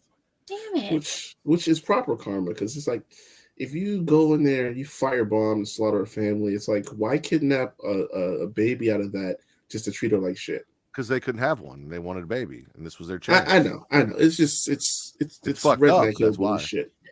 It's very fucked up. Man, I didn't know there was an. God damn it! I didn't know that. How was I supposed to do that? It's pretty amusing. It's very amusing. Honestly, once the credits roll, I always fast forward through the credits to the end just to see if there is one for just about every movie now. Well, yeah, I mean, and like TV shows, like I was doing it for Andor and everything, but I didn't watch this like alone. I watched this with somebody, so I didn't like even think about like fast forwarding through the credits or anything. God damn it! That would have been cool to see. That would have made it a little better. I didn't mean to interrupt you though, Katie. So you were talking about baby napping's not good. The flashback stuff was cool. Yeah. Her. I mean, Alexandra Daddario is the best part of this movie, hands down. There's no doubt about it. Leatherface kind of just having his own thing in the basement of the house. I did like everything, like the hidden door and all of that stuff. That house is nice as fuck. Like, big ass house. Yep. Yeah, I mean, like I said, it's not terrible. It's just not for me. I just kept finding myself getting confused a lot, but maybe because I wasn't paying the fullest attention. So maybe I'll rewatch it and give it a second chance. And the other thing too is like, I disagree with this notion that he turns out to be the hero, Leatherface, because I don't think we ever saw him as so much of, unless you're talking about the 03 timeline. Outside of that, I don't so much see him as the villain. I kind of see him more so as a victim of circumstance. He's just, kind of just living, with this family, and they're all psychotic, and he just happens to be the brawn of that family. And it's like he's doing only what he knows, not what he feels so much so that he wants to do. It's just that's all that he knows in life. So because of that, he's taken advantage of. So I wouldn't say that he necessarily becomes a hero. It's just they finally shifted so that I guess it's him doing good things. Because again, there's this whole like Hatfields and McCoy thing going on with that vigilante family, because the guy is the mayor now and he is a dickhead still. And then he finds out that this guy's still alive, and then they kind of hash it out in the end, which another reason why this really didn't do it for me. But it is. Well, that's the whole thing is, even in the first, like I said, in the first movie, Leatherface is kind of like a trained, beaten, abused attack dog that squeals like a pig. This movie, he is much more badass. He is old as fuck, but his whole motivation is to protect his family. His entire family was slaughtered except for 2 people outside of himself. So he is there to keep that family alive and protect them. That is why he is there. That's why he exists. Also, we didn't even talk about it, but like the underground fucking dungeon of tunnels that he has, that the cop goes through, and that whole cop kill scene with the body cam and all that shit. That was really cool. I enjoyed the shit out of that. Yeah, that was cool. But all right, we got two more. Leatherface, which Katie just watched. Just watched a few hours ago. So this is its own timeline prequel, I'm going to say, because they fuck with you and they try to fuck with you and trick you in this movie. So essentially, their little girl, something, she gets killed. She's on the property. The boy has a pig's mask. He gets sent away, and he's growing up in a home for disturbed youth. Now, everything you know about Leatherface, once you see him older, would make you think that he is one character in this movie and one character only. Yeah. It is not the character that he ends up being or how he gets there. His mom, which is Verna Carson, I believe, which is a nice also mention to the Carsons and everything that we got with Texas Chainsaw 3D and all of that, because Verna Carson was the name of the, all that. Yeah, it's a prequel to the original within the context of the timeline that leads to Texas Chainsaw 3D. Yes, I believe. Yeah. But it's also kind of like its own thing. Yeah. So essentially, there is a riot in this mental institution for troubled teens, and 4 of them escape and take a nurse with them. There is a cop who has a vendetta against the Carson family because it was his daughter who got killed, who finds out that Thomas, or I don't think his name was Thomas in this. I don't know what the fuck. Jedediah. Yeah. Jedediah Sawyer. There you go. So you got Bubba, you got Jedediah, and now you got Thomas Hewitt. So those are the 3 options for his name as of right now. So Jed escaped, is under a different name while he's in the hospital, blah, blah, blah, blah. And he wants to hunt them down and find them. And again, the whole time, like, you see this one dude and you're like, oh, that's fucking Leatherface. That's Leatherface. And it's not the person you think it is. They find him. They shoot him. They blow off part of his face. He kills some people. The nurse that he was trying to help escape the entire time, he ends up turning on her, and she is the first official person's mask that he ends up wearing to cover up his fucked up face because his face got shot off because of the cops. This is a movie. This is a time. I will commend them for trying this. And it wasn't a bad movie, but it didn't really focus on Leatherface. It was focusing on all the other fucking crazy kids and shit. Right. Yeah, I feel like a lot of franchises are doing this thing where they kind of take you so far back to kind of get some depth on a character, but then they go exploring everything else around them, and I don't know. I don't really have much of a feeling about this either which way. I honestly should watch it again, but it's just like, okay, so we have this kind of, the mother and the family, you kind of laying the groundwork for what's going to come from this family already, from what we know about them.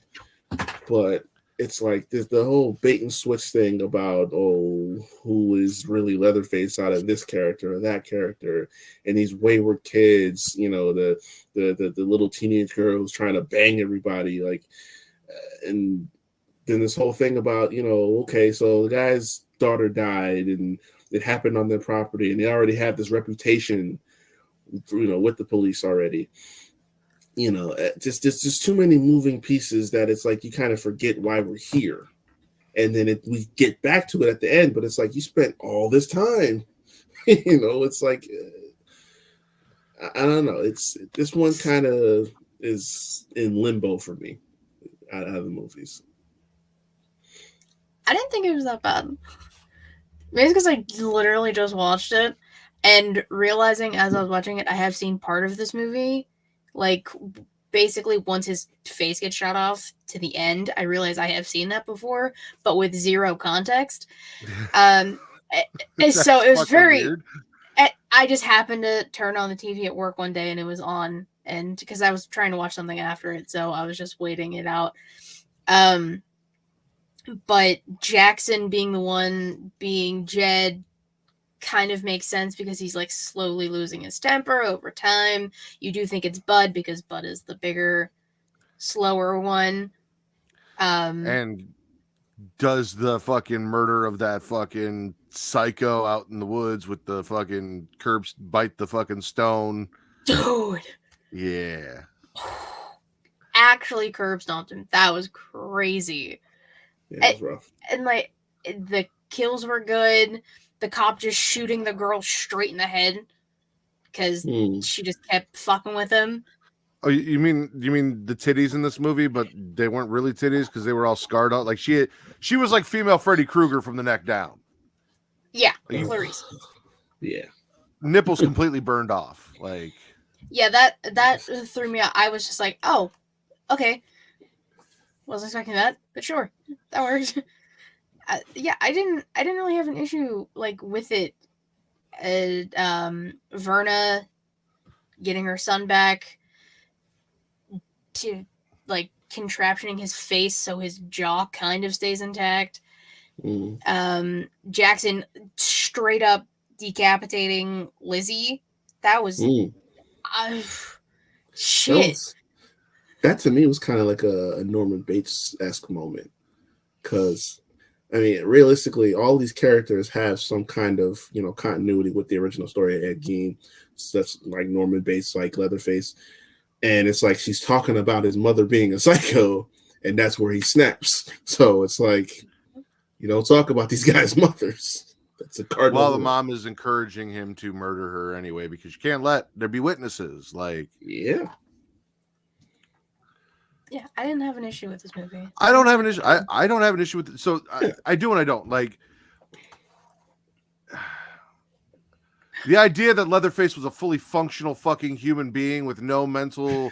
I mean, like, yeah, he had anger issues and shit, but, like, he was just a regular fucking teenage kid named Jackson who was just doing regular teenage kid shit, normal, could talk, could function, could probably get his dick sucked if he wanted.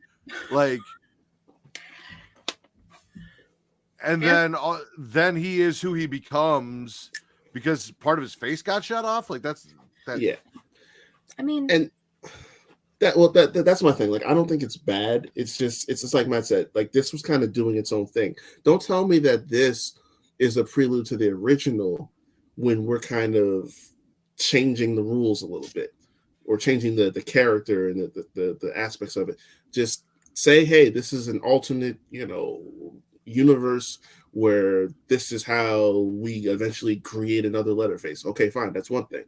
But this, you can't tell me that this Leatherface, because he went to a mental institution and he went through this experience and all of a sudden now he can't speak other than some squealing sounds. Like that doesn't make sense. That's why it's like, I don't think it's bad. It's just, I don't know how to feel about it because I'm very confused as to how we blend this into an entire timeline that just kept expanding.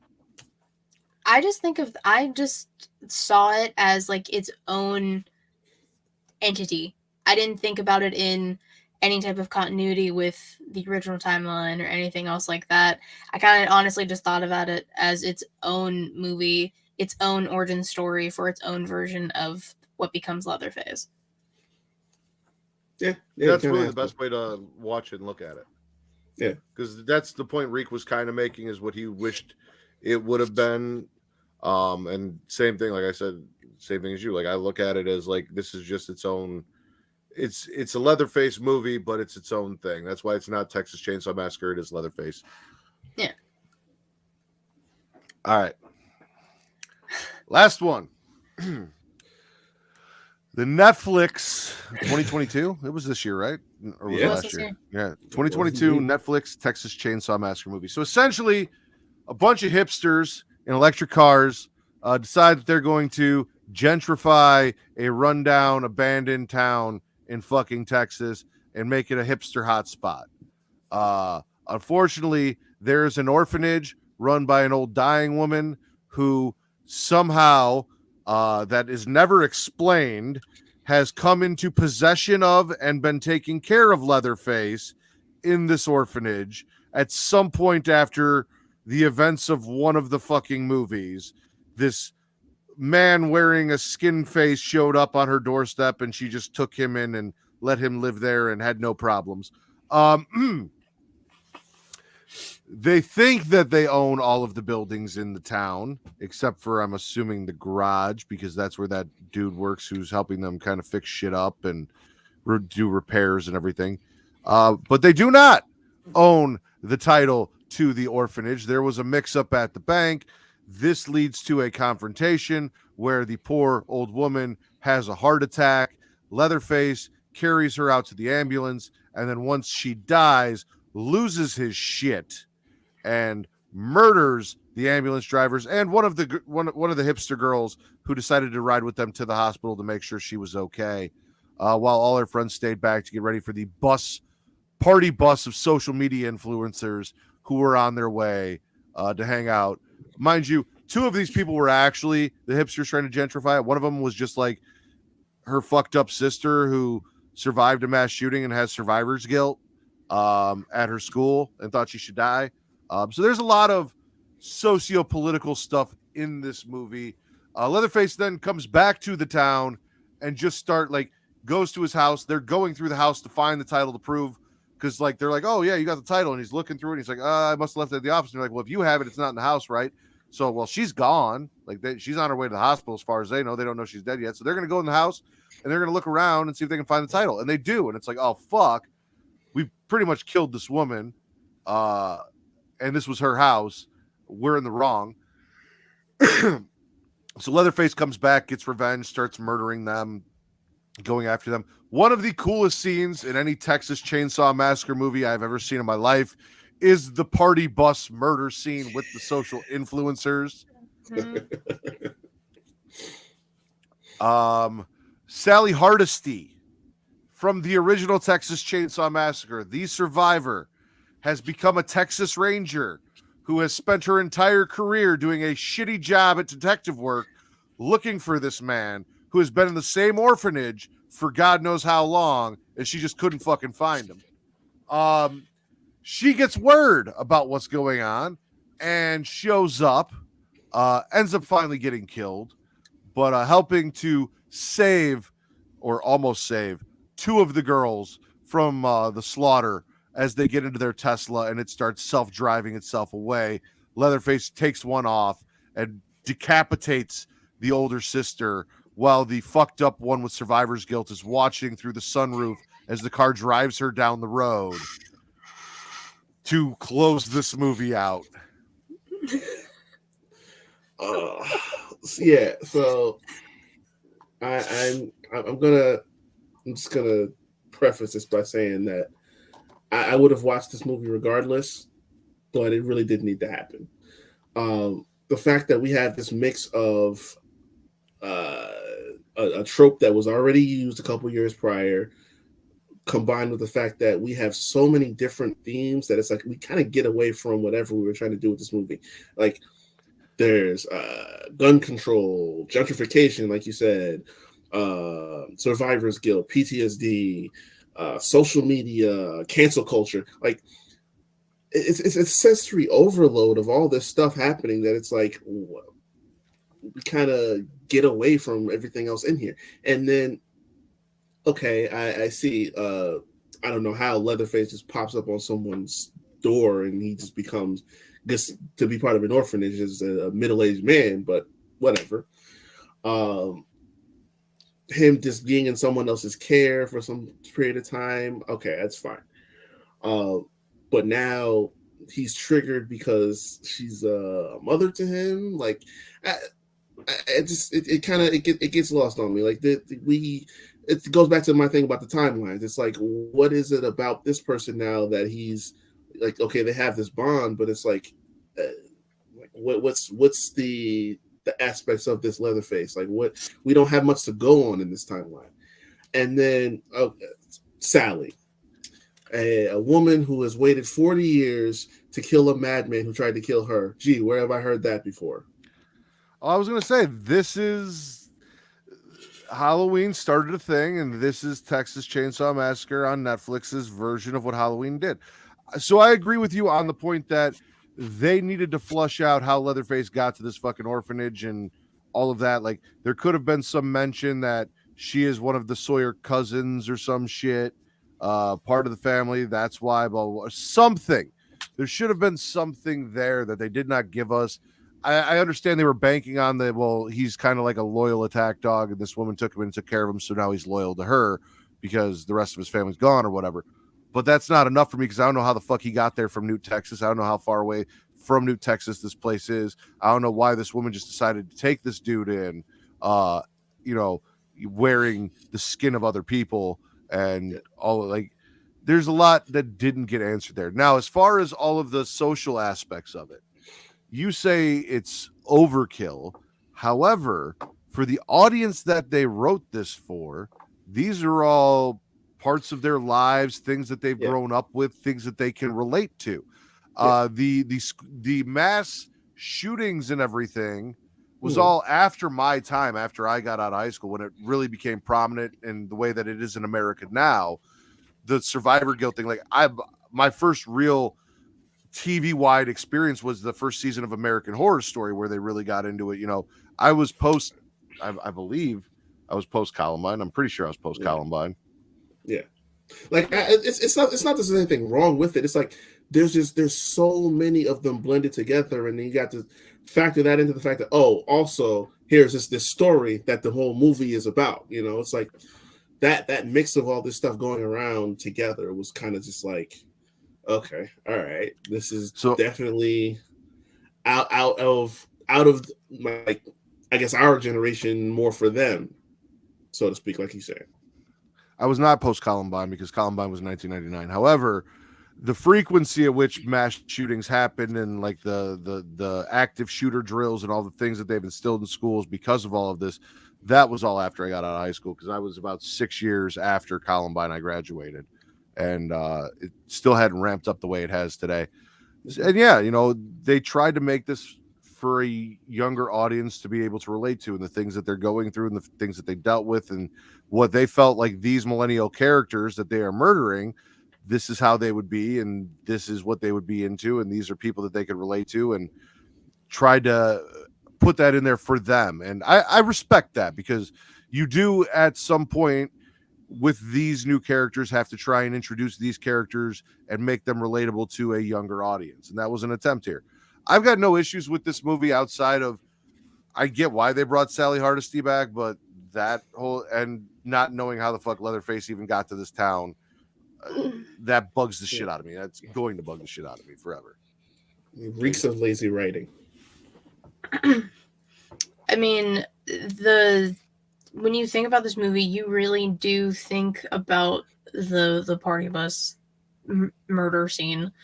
That is hands down one of the best scenes in the entire franchise, let alone this movie. Like, the girl getting sawed in half through the window was fantastic. And the sister getting decapitated at the end, I was not expecting that. I mean, and then the car literally is just self-driving because technology, and her sister's literally just screaming. That I couldn't take seriously. Well, you should have seen it coming, because they were driving away from the scene. That's the theme that they explore. That's their trope every time, is you're driving away. If you're escaping, you got to watch out for it. But it's more so because this character, the sister, had taken such a 180. Like, she was so adamant about, okay, we're going to do this and we're going to make this town, because they thought they were doing the right thing. And then they realized, like, oh my God, we just came to this woman's house and took it from her, killed her basically. And now it's like, oh, I look like the monster. She was going through her redemption arc. And now they get away. She saves her sister. They're getting away. And now she's the one that loses her head. It's like, that was the part to me that said, oh, wow. Okay. Yeah. And Riq has a good point. The original Texas Chainsaw Massacre, the way Sally Hardesty escapes and Leatherface going and hit, the truck that she hops into the bed of and all that. Then you have in Texas Chainsaw Massacre 4, her getting into the Illuminati car and Leatherface spinning in the field behind it after dude gets killed by the plane. And then you look at Jessica Biel's escape, which is the remake, and also Jordana Brewster trying to escape in the beginning and then getting killed. Riq, you have a ghost in your house while trying to drive away. Like, these are all themes throughout the movie, even in Texas Chainsaw Massacre 3D, where or Texas Chainsaw 3D, where they're trying to get in the bus and escape the van and try to escape the house, and they crash into the fucking gate, and then they go through the gate, and Leatherface comes through with his chainsaw and cuts through the wheels and shit and sends the bus, which is what kills Trey Songz. All of that, like, again, trying to escape and people dying or him being there. We should have all seen that coming after watching all these movies. Should have. If you drive away, But you didn't. need to keep all your eyes on the swivel. Mhm. All right. Well, I didn't. So, whatever. Riq, you got a ranking? Oh man. So I've got, like I said, I've got the original at the top. And I have 03 like right next to it. After that, I would go probably part 3, the beginning from 06. I've got Leatherface like right in the middle, probably right about there. Then it goes probably 2, 3D, and 4. What about the Netflix movie? Oh shit. The one we just talked about. Yeah. No, I honestly, I'd probably put that like right below 3D. Okay. See, I'm close with you, except I have the remake as 1, 3D as 2, and then I would have it would probably be 3, the Netflix movie, the original, Leatherface. No, I'm sorry. It would be 3, the beginning, the Netflix movie, the original, Leatherface, 2 and 4. Okay. I am trying to work this out. Give me a minute. I have been trying to figure out the order. Well, But I mean, like, I know it's really good, and we know it's really bad. We've all agreed that 4 is the worst. Yes. Yeah, 4 is the absolute worst. So And as of right now, mostly agreed that the remake is the best. So I have 03, It's up there. the original, part 3, Leatherface, beginning, and then after that, I don't know. All right. Well, all that leaves you with is the Netflix movie, Mm-hmm. Okay. Netflix. Texas Chainsaw 3D. Yep. Yeah, I would say 3D Netflix 2-4. Okay. So 2 and 4 are pretty much the last 2 for all of us. Yeah, because Yeah, they're and god. Either 1974 or 03 or 1 and 2 for both you guys, or 1A, 1B. 03 is number 1 for me. So they're all kind of pretty close. And with franchises like this, especially when there are 9 movies that we just covered in under 2 hours, it's gonna get a little muddied. Yeah, we did 9 movies in 2 fucking hours. And Shit. this is not the format that we normally do it in, where I come in and I have all the little synopses written down with a bunch of sexual puns and dumb shit, because there was a lot of bullshit in this that I just did not have the energy to put the effort into as I was watching these movies again to remember what the fucking plots were. But I want to thank both of you guys for coming on and talking to me about this, despite the fact that the person who wanted to do this show didn't get to make it due to the stomach flu the day of the show. Thank you both, because this is what we do. This is getting together, talking about movies, especially horror movies. This is our little thing, and we've missed you, Riq. So it was nice having you back, despite, the poltergeist in your fucking laptop. Well, it's on brand. I mean, we're talking horror movies, so I have to have a guest somewhere. Terrifying. There's nobody here. We haven't had anyone comment since Tim said hi. So I don't think we need to have a post show unless you guys want to bullshit for a little bit on a post show. But Katie, please tell everyone where they can find you and plug yourself. You can follow me on Twitter at KatieWrestling13, link to my bad to get all things She Lead Showcase, twitch.tv/She Lead Showcase, typically Thursday, 6 p.m. Eastern, youtube.com/She Lead Showcase. Watch videos because they're way more entertaining. Anchor, Spotify, Google Podcasts, Apple Podcasts if you want to listen. She Lead Showcase is the brand and the weekly show that I do with my co-host Savannah. Inside the Mind Of is an interview series I do, which Matt and Riq were the first two on there if you want to go check those out. In the Crowd made its return for the third time with Justin, who was supposed to be on here, and his cousin. Savannah has 2 episodes of The Fuse Up. New Japan Takeover's on a hiatus. Storytime with Katie Kinzie Bay is going to have a new one maybe tomorrow if I feel like it. And you can find my writings on floorslappersports.com because that's a thing now. Riq? Wow. Tough out. Hardest working woman in podcasting. Y'all can find me at Riq Havok24 on Instagram and on Twitter. You guys can find the Havoc Hour, as I said before, on all streaming platforms, Spotify, Anchor, Google Podcasts, and YouTube for the video versions. You can find me at TC for Young Kings Wrestling, at YK Wrestling on Twitter and on Instagram. Same thing. All the links are available at ykwrestling.com. And it's all available on the same platform, Spotify, Anchor, and YouTube for all of our episodes and talking wrestling because we're all wrestling fans here. And as always, for all of my horror content, you can find me on Twitter at Getting Offed. And for wrestling at MATTRIDDER, Matt Ritter on Twitter only. And also at Smackin' a Raw over on Hive. So you can check that out. Also, Smackin' a Raw on TikTok. You can go check that out as well. I don't do shit on Hive. I got it just in case Twitter imploded. It didn't. It runs a little slow for my liking. Neither here nor there. For Miss Katie Kinzie Bay, Miss Katie Kinzie Bay. At least I didn't call you what I called you the other time. And Riq Havok. I am the patron saint of podcasting, the Warden Matt Ritter, and this has been the #1 horror podcast on Pornhub, Getting Offed.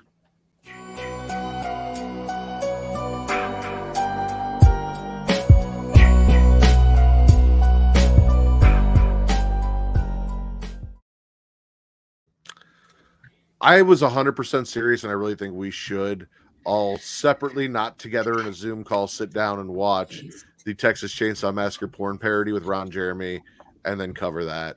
And like I said, I'm gonna, once Travis is done moving and he has some free time because I don't want to interrupt him, I'll talk to him. We'll either make it a Pornhub exclusive or we'll make it a Patreon exclusive or something. But I think the three of us, now that we've done the Texas Chainsaw Massacre franchise, should absolutely sit down and just laugh our asses off. But I'm not gonna make anyone that doesn't want to watch a porno and talk about it watch a porno and talk about it. So I'll do it. Fuck it. I already started. He said, "I already started. I came twice." I told you if Travis the fact that Ron approves, Jeremy's in it, I will watch it. Like that's a porno legend in the a spoofing of a legendary franchise. Like I can't not, as a horror fan and a guy that watches porn, like I can't. See, that makes me like not want to watch it because Ron Jeremy sucks. So that's why I don't want to watch it. But he's probably gonna die in some kind of fucked up way. Exactly. Do we know how long I have to suffer through this? Do we know how long? I think it was like an hour is? 20. It's like it's like yeah, it's. I think it was like an hour 20. Like it's like a full length porno, like a full length movie. Yeah. Let's see. I sent it in Twitter, so it should still be in there. In our group chat. Where else was I going to put it so everyone saw? Was I supposed to just DM each of you individually a porn video? No, that would have been weird. Exactly. Like if I'm in Riq's DM separate, I'm like, "Hey Riq, you should really check this out. Hey Katie, I know I'm a married man, but here's a porno I'd like you to watch and talk to me about it." Like, but in the context of a group chat, where we're all here to do podcast content, and everyone's I felt like it was more appropriate. Like we throw in pictures of women's wrestlers and stuff all the time. Like this is only a step. This is only a step slightly above that. Really, when you think about it. I feel like it's a few steps, maybe a leap. But that's just me. I can't believe my necklace was broke. Was it in May the Thirst Be With You? Or was it in the other one? I think so, yeah. No, if it was in the other one, everyone would be very fucking confused and concerned. You would have heard from TC by now. Oh, there it is. Exactly. I should have put it. I was gonna say I should have put it in the Discord. That would have been something. We'll have volumes all the way down, and we will take it one time. Do not want to hear it until. I don't care if they hear it or not. I don't know if it's gonna get us in trouble. I said I don't want to hear it until I have to watch it. Do I want to hear it now, though? It is actually an hour 51. Damn it! And it opens up. It opens up with a blow up doll with a dildo crammed in her mouth. Yeah, and that scene where it's like the corpse that's sitting on top of the grave. It's blow up dolls instead. Listen, we do 2-hour podcasts. I would also not be opposed to doing like a live watch along commentary of it, but if you are not comfortable watching porn with us, I understand that as well, which is why I said we could watch it separately and talk about it. I felt like that was the more unobjectable conversation.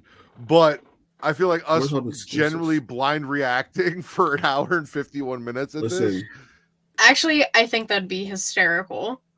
It would blow the views up because who gets on Pornhub to react to porn? I'm just saying. All right, so I'm going to run by Travis that he allow us to record and then post on Pornhub only or Pornhub and Patreon, however he wants to do it, a 1 hour and 50-minute watch along reaction video to the Texas Chainsaw Massacre XXX porn parody. What is my life? I'm gonna have to be drinking the entire time. I suggest that'll probably make it better. Yeah, it really will. Why not? I'm gonna need an entire bottle of booze. I might do that whole episode as the rack. Oh no! That's perfect. That is perfect. God! Now it's gonna happen. Yep. There we go. Ladies and gentlemen, welcome to a very special edition of the Getting Off podcast where the Rack and his two beautiful, sexy co-hosts sit down and do a live review of a XXX porn parody of the Texas Chainsaw Massacre. We're going to sit down here. We're going to talk about all the big dicks and all the asses and all the anal and all the blowjobs and the various things that are going to happen in all of the beautiful ways that we can. So please strap in, strap up, strap on, and grab a bottle of lube as you join us on this little experiment that we are doing. Something like that. I'm telling you that'll be the most watched video on the channel. It'll blow the fuck up. Dude, we have 3,000 views on us playing Dungeons and Dragons. See? So there is a very high bar, but I will run it by Trey. You know what? I'm gonna put it in the Slack right now. General. How did I get here? Travis. This is the life you signed up for, Kate. I record. Listen, tell your ghost to calm down over there. Your ghost is getting a little too excited about this porn parody. Watch along episode. Calm your ghost stick. Riq.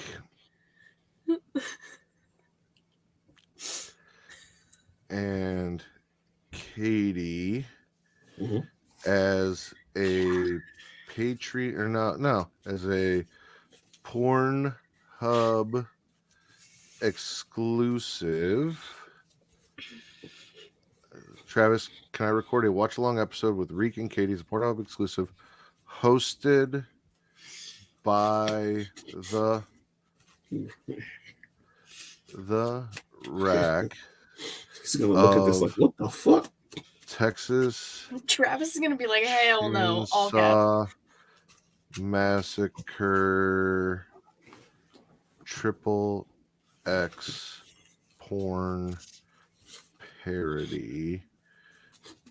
No video footage of the movie will be shown on the stream. There you go. Send. He's I feel like that is a reasonable request. I really do. He's going to read that and say, what the fuck? So, if you're joining us, if you're here, if you're listening, if you're watching, or if you're just two bots or whoever is around. I forgot he was still alive. Yeah, no, we're still live. This is post show. Y'all just heard all that. If somebody's in here.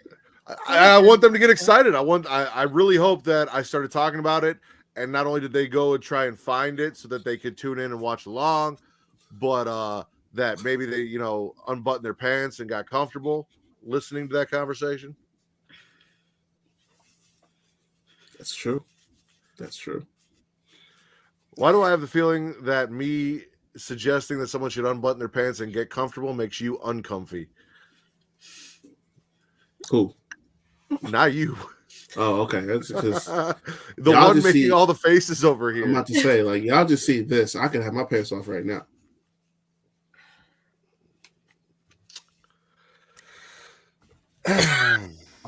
What is even happening? Oh.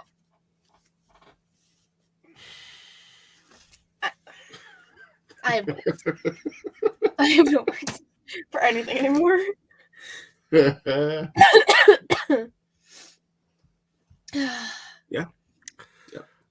I'm gonna leave that one alone. Okay. This is okay. I don't know what you two do in your spare time when I'm not around.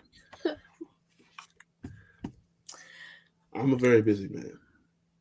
I'm not about being a spectator. I'm not a voyeur in this situation though. So well, I appreciate the offer. I'm gonna have to decline. Who was offering anything? It felt like an offer. I'll just say it. If you're talking about people, getting comfortable, like, who knows when you're, watching some stuff if you're not getting comfortable, It felt like an offer. I don't think there was an offer anywhere in there. And whatever you think, there was literally no offer anywhere in the. I don't know. It sounded like a, hey, you want to stick around and watch sort of thing. Oh, man. No. And look, now the ghost is getting a boner and it's making your fucking screen bounce. I just told him the comments go stick. I don't know why he's still doing this. That's true. It was when you were messaging Travis. Are you getting a new camera for Christmas? No. Did you ask Santa? I put in a potential formal request. So we'll see. We'll see how that goes. It was going good for a while. No, I haven't. So at least he's honest. Yeah. I'm not gonna let's just not kid ourselves. It has not been one of my finer years. He knows. You couldn't lie. He knows. There's no point in lying. Yeah. He doesn't make that list and check it twice for no fucking reason, Katie. I don't have shame in it. I'll admit it openly. Why are you putting this on me? What do you mean? Why am I putting this on you? I said at least he's being honest, and he's like, "Yeah, he doesn't have a list and check it twice for no fucking reading, Katie." What did I do? You just seem shocked at his admittance of not being a good boy all year. There was no shock. I was acknowledging from firsthand experience. No. Secondhand experience. Third hand. No hand experience. Oh, you do it with no hands. That's not what. Where is the third hand coming from? You know what? I walked into that one. You did. You did.